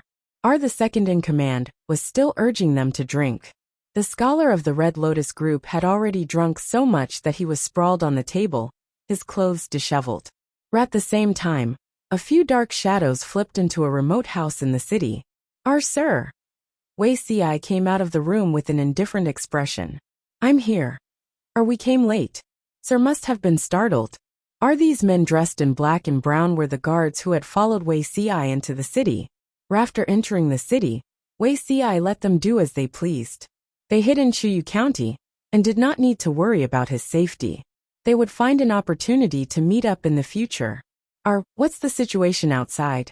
One of them said. They spread the news that Sir was killed and threw a skeleton that had been gnawed on by a wolf dog in front of our camp. Our Lord sent people outside to challenge us all afternoon. But the Red Lotus group stayed in the city and did not come out. At noon, 2,000 troops and horses entered the city and were well received. Wuxia folded his hands in his sleeves and looked at the moon in the sky. He asked, Do you know where those 2,000 people are temporarily staying? One of them said, The situation in the city is tense. We have investigated many times and have found out the specific location. Wuxia smiled. The corners of his lips curled up slightly, revealing a faint smile. You have done well. Now listen to my orders. Go and tell those people that the second in command of the Red Lotus group is up to no good. He lured them into the city to surround and kill them. Tell them to quickly go and rescue them. The guards were puzzled, but they still nodded in agreement. Wuxia added, The terrain here is remote. I will be fine hiding here. Just do your own things. It was not safe for Wuxia to hide with the second in command, so the second in command transferred him here. This place was secluded and quiet, with few people around. It was indeed a good place to hide and conceal his identity. The guards acknowledged the order and dispersed one after another. In the middle of the night was dark and windy, a murderous night. Jiangpingji led all the troops. Their equipment was light, and they rushed all the way to the Red Lotus group's camp. The Red Lotus group's campsite was very shabby. There were very few torches, and the campsite was in a mess. There weren't even a few patrolling guards. In this lousy weather, the temperature in the middle of the night was very touching. Most people couldn't stand the cold and found a place to squat. The discipline within the Red Lotus group was lax, and the patrolling soldiers were lazy as much as they could. During the day, most of their superiors had left, so they were more casual. When Jiang Pengji arrived with her troops, there was not even a guard by the camp's fence. Yangxi was so cold that he was shivering. He said shakily, Could it be a trap?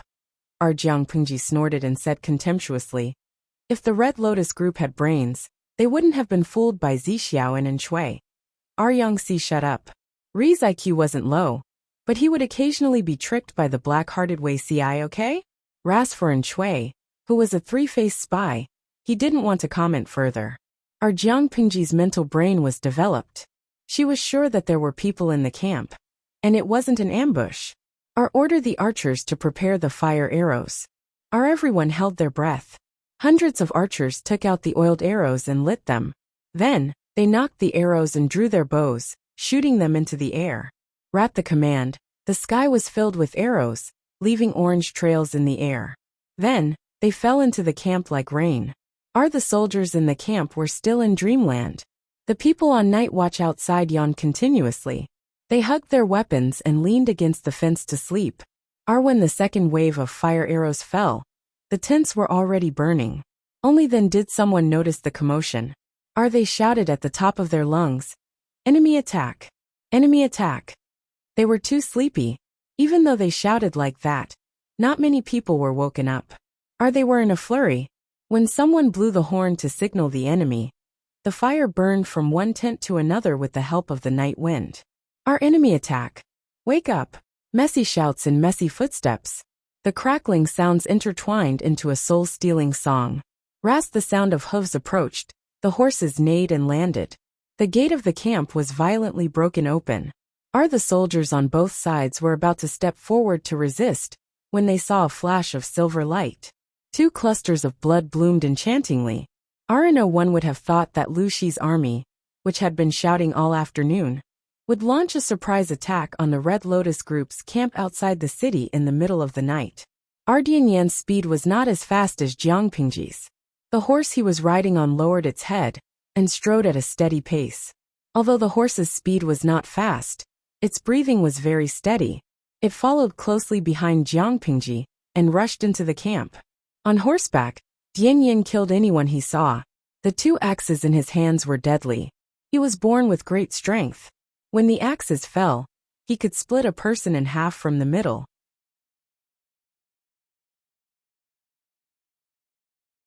Their crooked intestines spilled all over the ground. The battle cries were like a huge stone thrown into a calm lake.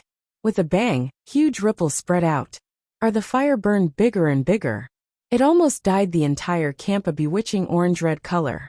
Kill. Because it was in the middle of the night, most of the Red Lotus group's soldiers were asleep. They were awakened by the noise and fire outside. Out of survival instinct, they rushed out of their tents. Their hands were empty. They had no weapons at all. Outside, there were strong enemies eyeing them covetously. Even though they had 30,000 people, they were still defeated by Jiang Pingji's troops. They only cared about escaping and did not resist. Inside the city, according to Wei Si's request, the guard disguised himself as a member of the Red Lotus group and hurriedly spread the news. At first, they did not believe it. But when they saw the fire spreading outside the city, and vaguely heard the battle cries and cries, their expressions changed. Having achieved his goal, the guard slipped away amid the chaos and sat back to watch the show unfold. At that moment, someone in the hall got up in a daze and wanted to relieve himself. As soon as he pushed the door open, he saw that there was something unusual in the dark night. The orange-red light of the fire dyed half the sky red. It was like a burning cloud. What's that? Arichi was in a daze. As soon as he took a step forward, his mind quivered, and he suddenly remembered. Was that the place where they had set up camp? Arichi sobered up from his drunkenness. Cold sweat broke out on his back. That was not all. With the help of the candlelight outside, he vaguely saw some strange figures in the distance. A sense of crisis rose from the soles of his feet to his head. It made his scalp tingle, and his whole body tremble. Arichi retracted his foot, not knowing how to react for a moment. What should I do? What should I do? What should he do? Arichi was so anxious that he was out of his wits. He hurriedly walked back and tried to wake someone up. Halfway through his shout, he noticed a pair of malicious eyes staring at him from above, like a soul-reaping messenger. The second in charge snorted contemptuously, got up and strode away. As soon as he stepped out, the door was immediately pulled shut. Kill them. The second in charge's voice was muffled. After a while, countless arrows pierced through the paper window and shot indiscriminately into the room. The arrowheads were still on fire. The arrows pierced into the wine, and the fire spread instantly. Help, help. The fire swept through the room, and the screams in the room gradually became weaker and shorter. The second in charge sneered, put his hands behind his back, and strode away. However, he had not gone far when he heard hurried footsteps coming from outside, accompanied by shouts of killing. They were getting closer and closer. Ri's face paled. Dozens of people rushed through the heavy vermilion door. It was actually the 2,000 men brought by the Red Lotus group.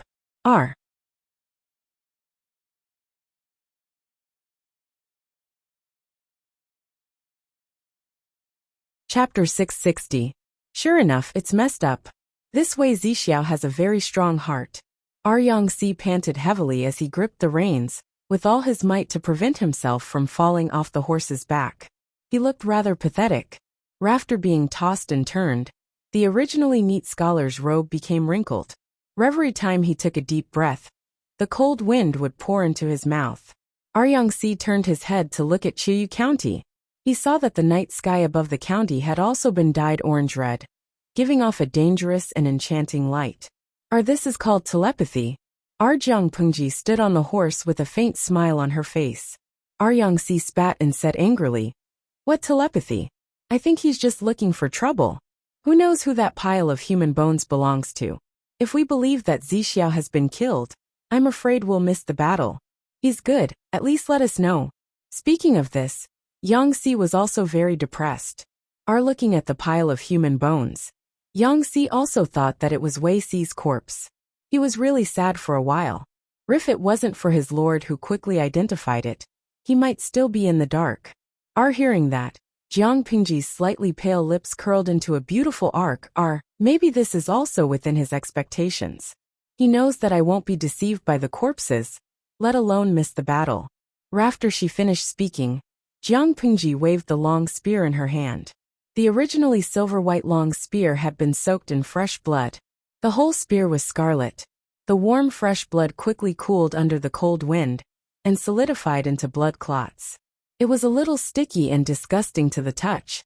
She put down the long spear as if nothing had happened and looked in the direction of the county. Jing Rong, gather the troops and attack Chiyu County. I'll kill you while you're down. Yang said, as you wish. Today Chiyu County was already in a mess. Flames were spreading under the push of the wind. Shadows of people were moving about, and battle cries were shaking the sky. The guards on the city walls were also implicated. At this moment, a few black shadows approached the city gates and opened the bolts. They pushed together and heard a creaking sound. The tall city gate opened, reducing the trouble for Jiang Pingji and the others. Your subordinates welcome the Lord. The group of people who opened the door were the guards who accompanied Wei Xi into the city. According to Wei Xi's orders, they instigated the Red Lotus Group's alliance to break up. Taking advantage of the chaos, they secretly opened the city for Jiang Pingji's army. Where is Zixiao? One of them said, Sir has been moved to a safe place and is waiting for the Lord. The corners of Jiang Pingji's lips curled up slightly. Her eyes reflected the dancing orange-red sparks.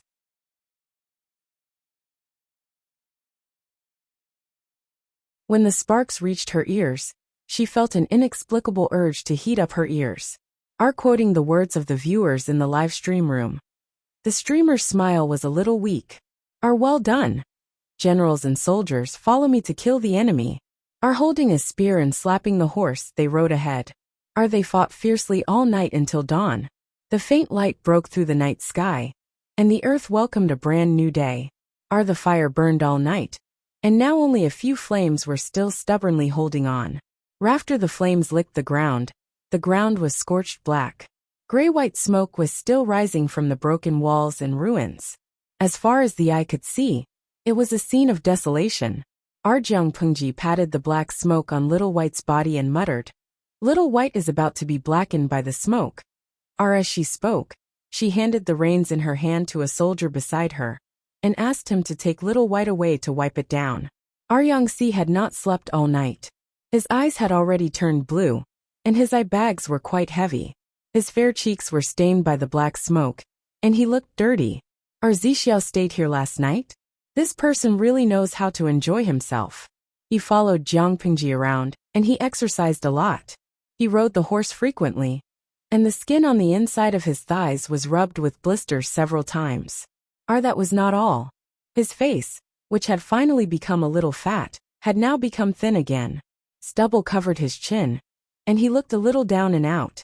What about Wei Xi? This fellow was really good. He knew how to enjoy himself. This place was remote and quiet. It was not affected by the tangled battle last night at all.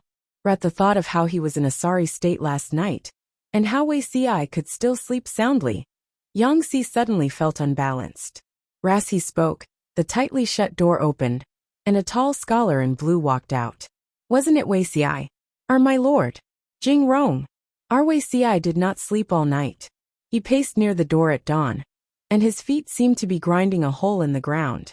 In a trance, he heard a familiar voice. His whole body quivered, and he hurriedly opened the door. It was indeed Jiang Pingji and Yang Si. Our Wei Xi went forward to greet him. Yang Si put his hands in his wide sleeves, turned his head and ignored him. It was Jiang Pingji who reacted. Arshi stepped forward to greet him. Her eyes turned, and she looked Wei Xi up and down. Our Jiang Pingji did not say anything, which made Wei Xi nervous for no reason. My lord. Are you all right? She asked. Our Wei Xi felt inexplicably guilty. He calmed his mind and maintained a calm expression. I'm fine. Thank you for your concern, my lord. It's good that you're all right. Jiang Pingji passed by him. Her lips moved, and she said in a voice that only the two of them could hear. I'll settle the score with you when we get back. Our Wei Xi's body stiffened, and his calm expression faintly cracked. Our Yang Si did not understand. When he passed by Wei Xi, he snorted softly. Of all things to play, he faked his death and deceived people's feelings. Our Wei Xi smiled helplessly and bitterly. Arichi believed that Jiang Pingji would guess his intentions and seize the opportunity to wipe out the Red Lotus group in one fell swoop, take Chiyu County, and unify Wanzhou. Even if the two of them had not communicated beforehand, he believed that they had such a tacit understanding. It was just that. It seemed that he had overreached himself. Our Yang Si was fine. It was not difficult to fool him. Wei Xi believed that he could deceive this person. But his lord could not. She was too shrewd. His experience in his previous life had already told him this. Just thinking about the scene of facing her directly made Wei Xi have a faint urge to break into a run. Even so, Wei Xi's disguise had almost been exposed, but Jiang Pingji had not completely exposed the thin veil. Wei Xi felt that he could still be saved. His disguise had not been exposed, and she would not dig out all his secrets. But after what happened last night, he felt guilty. If he had known this would happen, he would have sent someone to inform her in advance. Wei Xi felt as if he was sitting on pins and needles. Jiang Pingji, on the other hand, sat firmly in the seat of honor. After a simple meeting, the thing that Wei Xi was worried about did not happen. Seeing this, Wei Xi secretly breathed a sigh of relief. Yang Si and Wei Xi were responsible for the chores after the war. Soon, the two of them were occupied by the heavy work and had no time to think about other things. When counting the number of captives, Yang Si discovered something. Strange, where are the higher-ups of the Red Lotus group? Did you instigate the second-in-command to defect? They had captured more than 40,000 captives. It could be said to be a great harvest, but they were all members of the Red Lotus group. There were very few core members with a higher status. The desk in front of Wei Xi was full of documents. His right hand, which was holding the pen, was stiff and sore. He simply switched to his left hand and continued writing. He lowered his eyes, and his thick and slender eyelids cast a little shadow. Wei Xi said indifferently, I reckon that he was either burned to death or hacked to death. Anyway, he's dead. Yang Si was shocked. You fox, what did you do this time? Wei Xi raised his lips and said, It's a waste of rations to keep him alive. How can he share the burden and relieve the lord of her burden? If we really recruit him, it will just be burying hidden dangers for our side. I'm afraid that he will bite back in the future. If that's the case, it's better to get rid of him as soon as possible and end all troubles once and for all. Yang Si was so shocked that he could not speak. As Jiang Pingji's messenger, Wei Xi recruited him and made use of him completely. After using him, he created a situation where the second-in-command was accidentally hacked to death.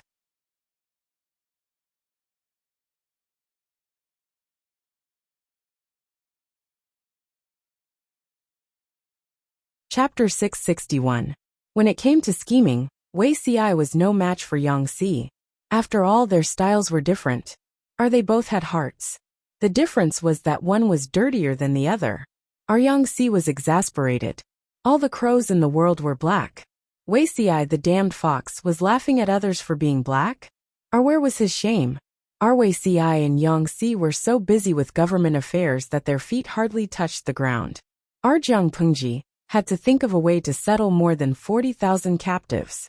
Otherwise, as time went on, it would be easy for variables to arise. According to the previous plan, some of them would be sent to Fengyi County to be laborers, while the rest would be left behind. Fengyi County and Shangyang County lacked manpower. Chengde County, which had just been conquered, also lacked manpower. After conquering Chengde County, the matter of rescuing the emperor had to be scheduled.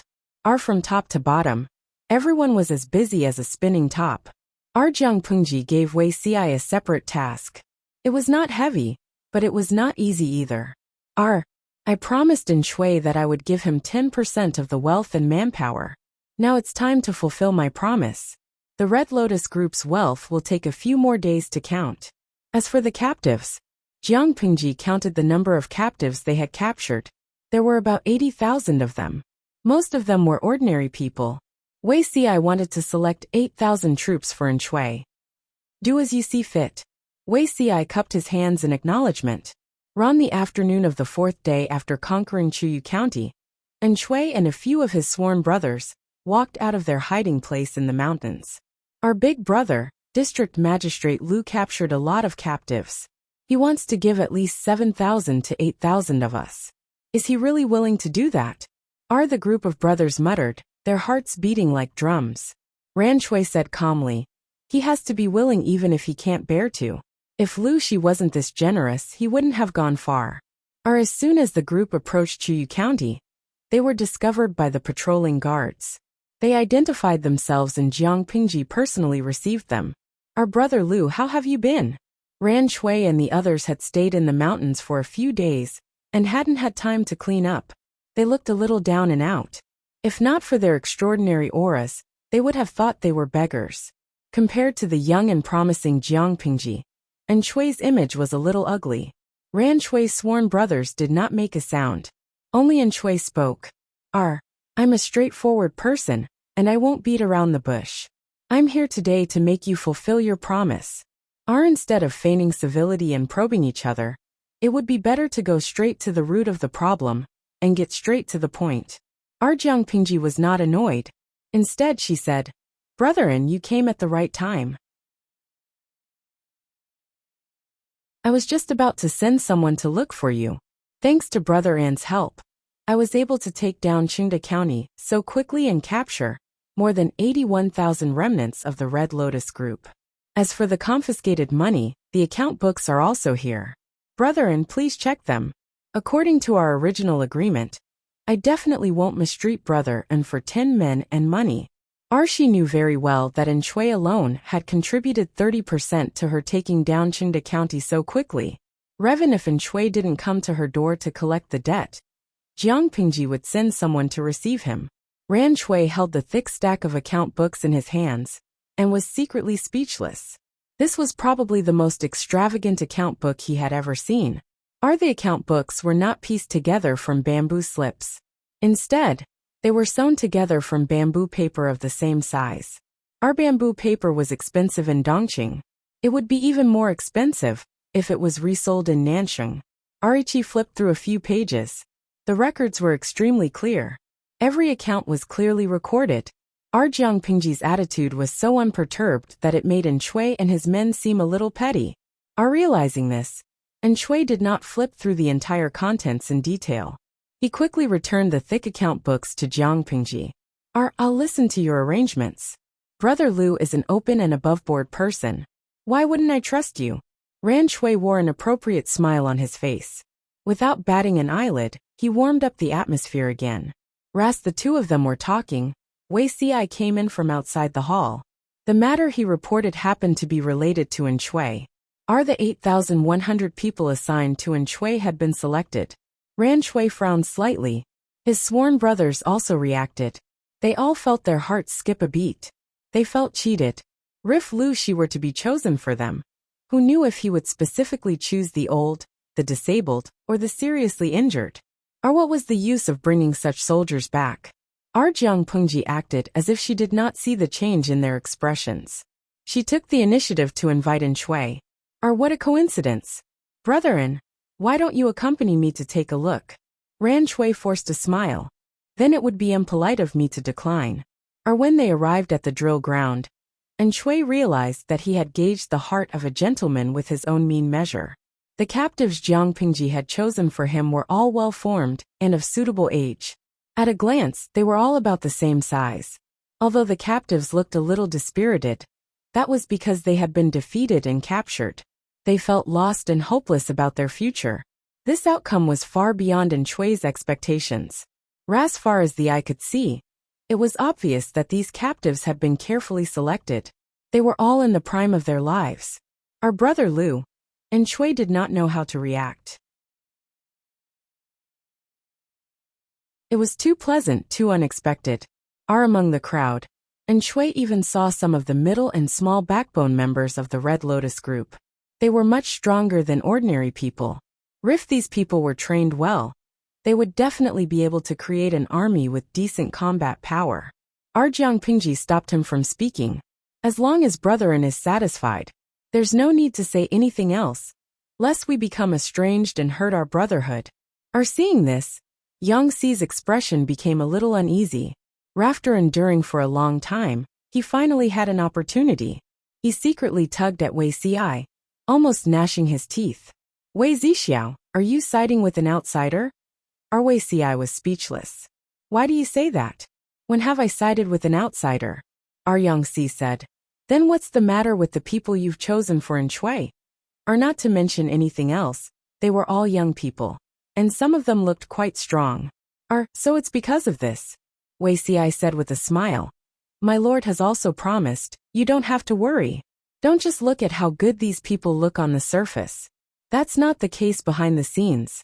Most of them are loyal believers, or small leaders of the Red Lotus group. They exploit the people, bully their neighbors and commit many evil deeds. If we keep them, I'm afraid it will affect the internal atmosphere of the entire Wanzhou. It's better to abandon them."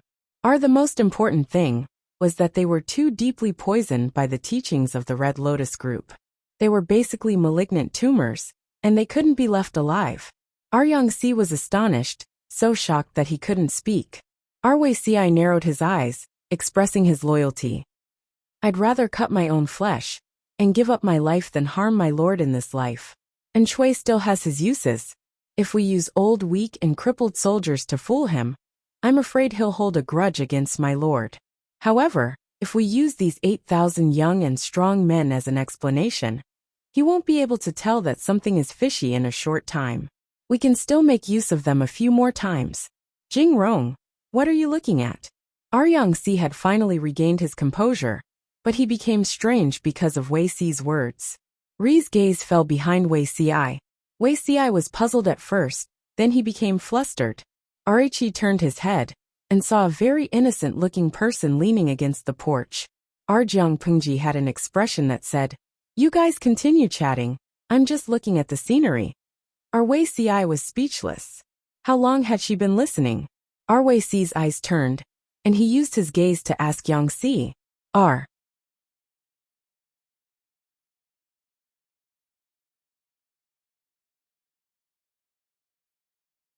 Chapter 662. Wei Xiai received the hint from Yang Xi. He carefully recalled what he had just said, and the color of blood gradually faded from his cheeks. It seemed that he had just said something that he shouldn't have. He tried to open his mouth to change the topic, but his lips moved for a while. He couldn't even say a word. It was as if a pair of invisible hands were pinching his throat, forcing him to swallow his next words. An indescribable feeling spread from his toes and rushed straight to his brain. Jiang Pingji crossed her arms in front of her chest and leaned against the pillar. Her gaze fell on Wei Xiai with a bit of fierce scrutiny. Yang Xi keenly sensed the change in the atmosphere and swallowed nervously. He felt that the atmosphere between the two of them was a little strange. Logically speaking, Wei Xi's expression of loyalty was accidentally heard by the Lord. As the Lord, shouldn't she be happy? Similarly, Wei Xi's expression of loyalty was heard by the person involved. Even if he wasn't shy, he couldn't be afraid, right? In the end, Yang Xi felt that he seemed to have smelled something unusual. Jiang Pingji retracted her gaze and said to Wei Xiai, "I happened to pass by. You guys continue talking. With that, she simply turned around. At that moment, Wei Xi realized that Jiang Pingji was wearing straw sandals instead of wooden clogs. No wonder she walked like she was floating, and didn't make any sound. It wasn't until Jiang Pingji's figure disappeared from his field of vision that Wei Xi slumped his shoulders in a deflated manner. His eyebrows were slightly furrowed. He said to Yang Si weakly, "Lend me a hand." Yang Si wanted Wei Xi to fall, but he held back in the end. "What's wrong with you and the Lord?" Yang Si was conflicted for a while. His eyebrows knitted together. "I think you and the Lord are a little strange." To say it was strange was a euphemistic way of saying it. To put it bluntly, did the two of them have an affair in private?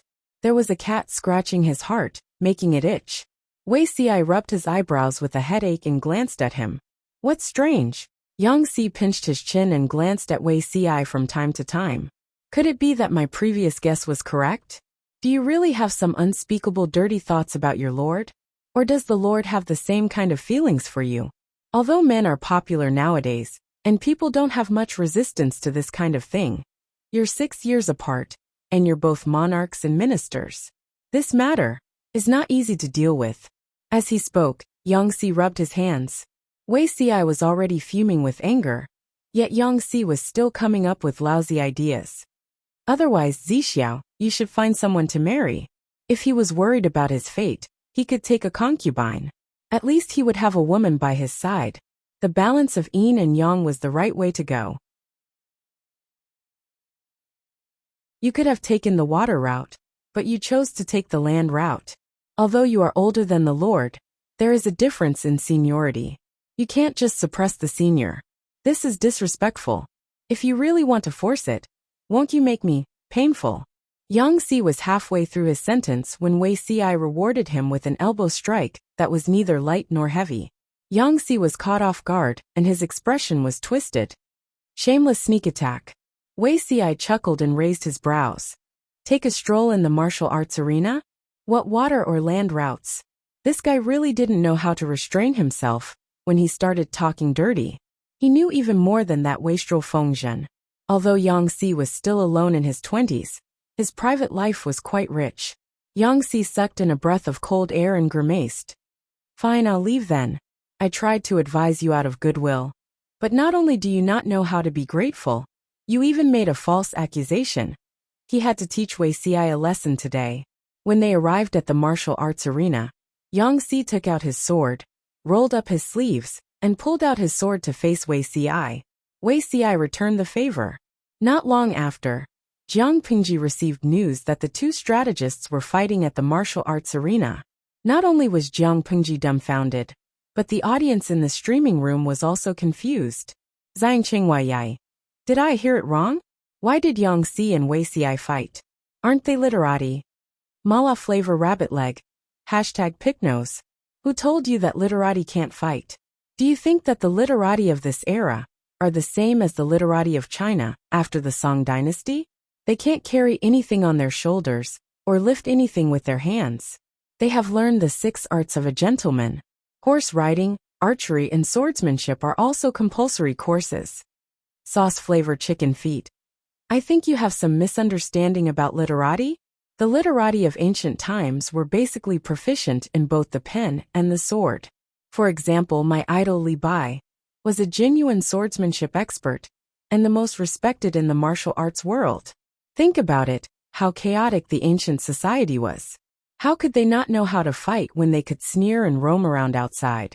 Otherwise, they would have been crushed to death long ago.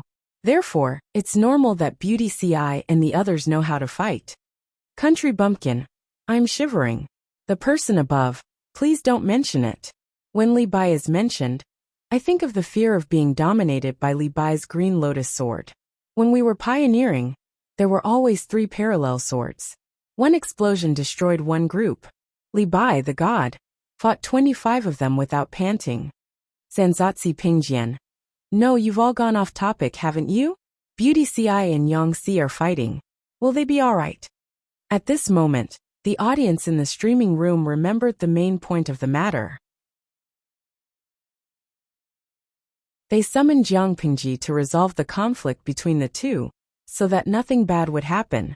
Jiang Pingji had an indolent expression and rested her chin on her hand lazily. Two rookies pecking at each other. What can happen? The 150,000 viewers were speechless. My lord, it hurts.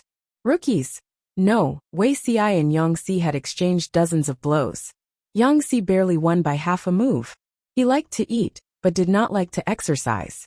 Naturally, his swordsmanship was rusty. Even though Wei Ci went easy on him like a flood, he was still exhausted and sweating profusely. After a round of fighting, he was panting like a dog. On the other hand, Wei Ci's face was not red and his heart was not beating. No, who was the sickly one? Zixiao, be honest. What's going on between you and the Lord? Wei Ci put his sword back into its scabbard and said casually, What's going on between me and her? You're just being stubborn. Do you really think that my eyes are just for show? You're not the only smart person in this world. Everyone else's eyes are bright.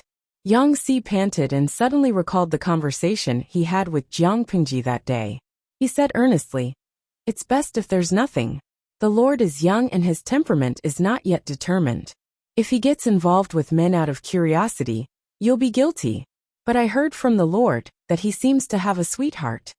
After Wei Ci heard this, he froze on the spot.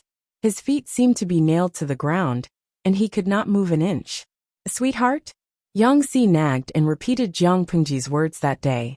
He hoped that he could use reality to extinguish the possible hidden dangers. Whether it was from the Lord's or Wei Ci's point of view, it would be very dangerous if the two of them developed a relationship other than that of a ruler and a minister. Firstly, Wei Ci was 6 years older. People would only say that the Lord was young and ignorant.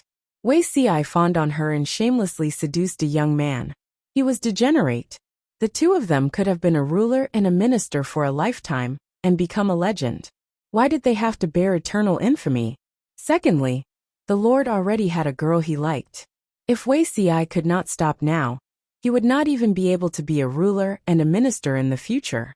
Out of concern for his friend, Yang Si felt that it was better to nip the bud in the bud, regardless of whether the two of them had any signs of it. But why did it not have any effect? At first, Wei Ci's face was still a little green. As Yang Si spoke, it gradually turned into embarrassment, and a faint blush hung on his face. Yang Si was speechless.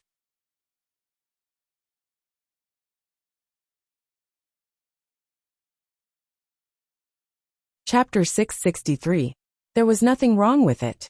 Wei Ci coughed lightly, and his expression returned to calmness.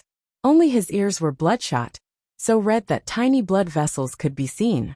Of course, he could tell who the sweetheart Jiang Pingji was talking about was.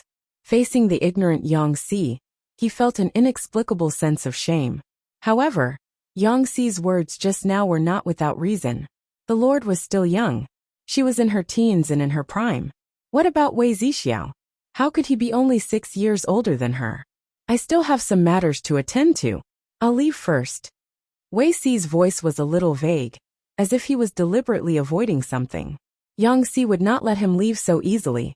Changing the topic was useless against him. You haven't explained yet? You want to send me away just like that? Yang Si sat on the folding stool and calmed his breathing. Seeing that Wei Ci was about to leave, he hurriedly grabbed his sleeve. His expression became serious, and he said earnestly, Zixiao, be rational. Don't do anything stupid. Wei Ci smiled. It was like the sunlight that melted away ice and snow. It was neither glaring nor warm, and the temperature was just right. I know what I'm doing. She'll understand when she's older. In another 5 or 6 years, he would be 27 or 28 years old. He would be about to enter middle age. She would eventually lose interest. Yang Si naturally would not pester him when he heard him say that. It was fine as long as Wei Ci knew what he was doing. Heaving a long sigh of relief, Yang Si sat on the folding stool. He stretched out his legs and hung them down without a care for his image. He hummed a strange tune. While he was feeling pleased, he was caught off guard. His lord's voice came from behind him. Where's Zixiao? Yang Si was so scared that he almost fell off the folding stool. Fortunately, he knew how to maintain his appearance and restrained himself from embarrassing himself. He got up slowly, flicked his sleeves, and folded his sleeves in a bow. Zixiao said he had something to attend to, so he left first. My lord, are you here to look for him? Jiang Pengji crossed her arms in front of her chest, and the corners of her lips curled into an inexplicable smile. No, I'm here to look for you. Yang Si was speechless. Wait, the atmosphere felt a little off. Inexplicably, Yang Si had an illusion that Jiang Pengji was here to settle scores with him. No, maybe it was not an illusion. Jiang Pengji didn't say anything. She just stared at Yang Si with a faint smile, making the latter's hair stand on end. After a while she said, Jingrong, do you still remember the sweetheart I mentioned before? Yang Si. Wait, please don't tell him that the so-called sweetheart that the Lord mentioned is Wei Ci, right? His face darkened. He carefully recalled the image of the person Jiang Pengji had described. The more he thought about it, the more hopeless he felt. Master, you and Zixiao. Yang Si paused for a moment, not knowing how to persuade him. He was also a person who had been in the prime of his youth, so he knew the temperament of young people. They loved to be stubborn with others. The more the outside world tried to stop them, the more it stimulated their competitiveness. To the Lord, perhaps she liked Wei Ci because she was attracted to his looks. She only felt that he was good-looking. At most, it was 80% curiosity and 20% fondness. Once there was a strong external force obstructing them, it would trigger the Lord's stubborn temper. Even a 20% liking would turn into a 100% liking. After all, you're both men. Have you thought about how the two of you will carry on the family line in the future? Yang Si spoke weakly. He and Wei Ci were best friends, so he could persuade him not to worry too much. However, he could not do so when it came to Jiang Pengji. Jiang Pengji said, Why can't I? Zixiao is not a sentimental person. I don't say that he will be faithful to one person until the end. But, if you have the idea of letting other women carry on the family line for him, I'm afraid that all your efforts will be in vain. You'll have schemed for nothing. Yang Si obviously misunderstood. He said vaguely and embarrassedly, What's more? My lord still has many years to live. Why delay yourself in Zixiao? You're still young. He's 6 years older than you. His lord, who was 27 or 28 years old, could still be considered young and promising. However, Wei Ci would be in his early 30s at that time. They were really not suitable for each other. Yang Si only felt that he had tried his best to persuade her. He had said everything that needed to be said, but the person in front of him did not care at all. She said, Of course, I won't let other women touch him. I have a serious obsession with cleanliness. Yang Si did not know what obsession with cleanliness was, but he could understand some of it based on the context. He could not help but have a headache. He finally understood. It must be that his lord lacked physiological knowledge. She did not know that men could not have children. Perhaps his lord thought that 2 men could also have children? Zixiao is a man. My lord is also a man. He felt that it was a little ridiculous that he was explaining this to a young man who was almost 18 years old. Jiang Pengji was amused. And then, Yang Si said, Men can't have children. Jiang Pengji said, I know. So, Yang Si was almost choked to death by her words. He could not breathe. She knew that men could not have children, but she did not allow Wei Ci to have children with other women. Was Wei Ci going to die without descendants? He simply gave up and said, You and Zixiao are both men. It's impossible for you to have children.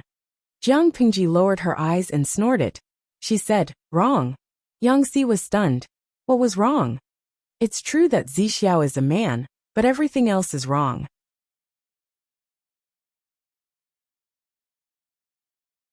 Even though Yang Si's IQ was above that of ordinary people, he felt that his brain was not enough to process it at that moment. He could not react at all. He had just said, My lord and Zixiao are both men. It's impossible for them to have children. But his lord had said, It's true that Zixiao is a man. Everything else is wrong. In other words, my lord is a man was wrong. It's impossible for them to have children was also wrong. He was terrified to think about it carefully. Yang Si's expression changed again and again. His mind was in a mess. It was as if someone had thrown hundreds of hornets' nests at him. The bees were buzzing nonstop. My lord, Yang Si was so scared that he could not even speak properly. Jiang Pingji blinked and said, I still have something to do. I'll leave first. After she finished speaking, she left Yang Si, who was stunned by the bombardment, and waved her sleeves without taking away a single cloud. The audience in the livestream watched the whole process.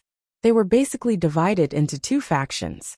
One was worried that the streamer's gender would be exposed, while the other was worried that Yang Si would be scared silly. Huang Xiaotian, a man of few words. This is bad. If Yang Si knows the streamer's gender, will he run away? Wen Wen Ku Run Han Wenqing. Not considering the power of the streamer's father, the streamer herself can be considered the lord of a prefecture. She has tens of thousands of soldiers in her hands. Yang Si is a scholar. How can he run? Run away with his head. The streamer is black-hearted and ruthless. Wei Xi is ruthless and ruthless. If the two of them work together, they won't be able to escape even if they grow wings. Zhou Zikai, a man of eloquence. I don't understand. Why did the streamer reveal her gender at this time? Yi Buxiu, a man of integrity. I can understand. The streamer has now recovered all of Wanzhou. Although she can't crush all the heroes, she can't be taken lightly either. It's wise to reveal her true identity at this time. Before she is officially exposed, she can let the people around her be prepared. Obviously, through the previous test, Yang Si could accept the setting that Jiang Pingji was a woman. As long as he could stabilize the few scholars under him, the rest would be easy to handle. You're tuning in to the Li Mei's Wuxia Whispers YouTube channel. We're so grateful for your support, and don't forget to subscribe to join us on this incredible journey through captivating stories. Your generosity through donations truly makes a world of difference, as it's the primary source of revenue that allows me to expand and enhance this channel for you. Thank you from the bottom of my heart for being a part of this adventure.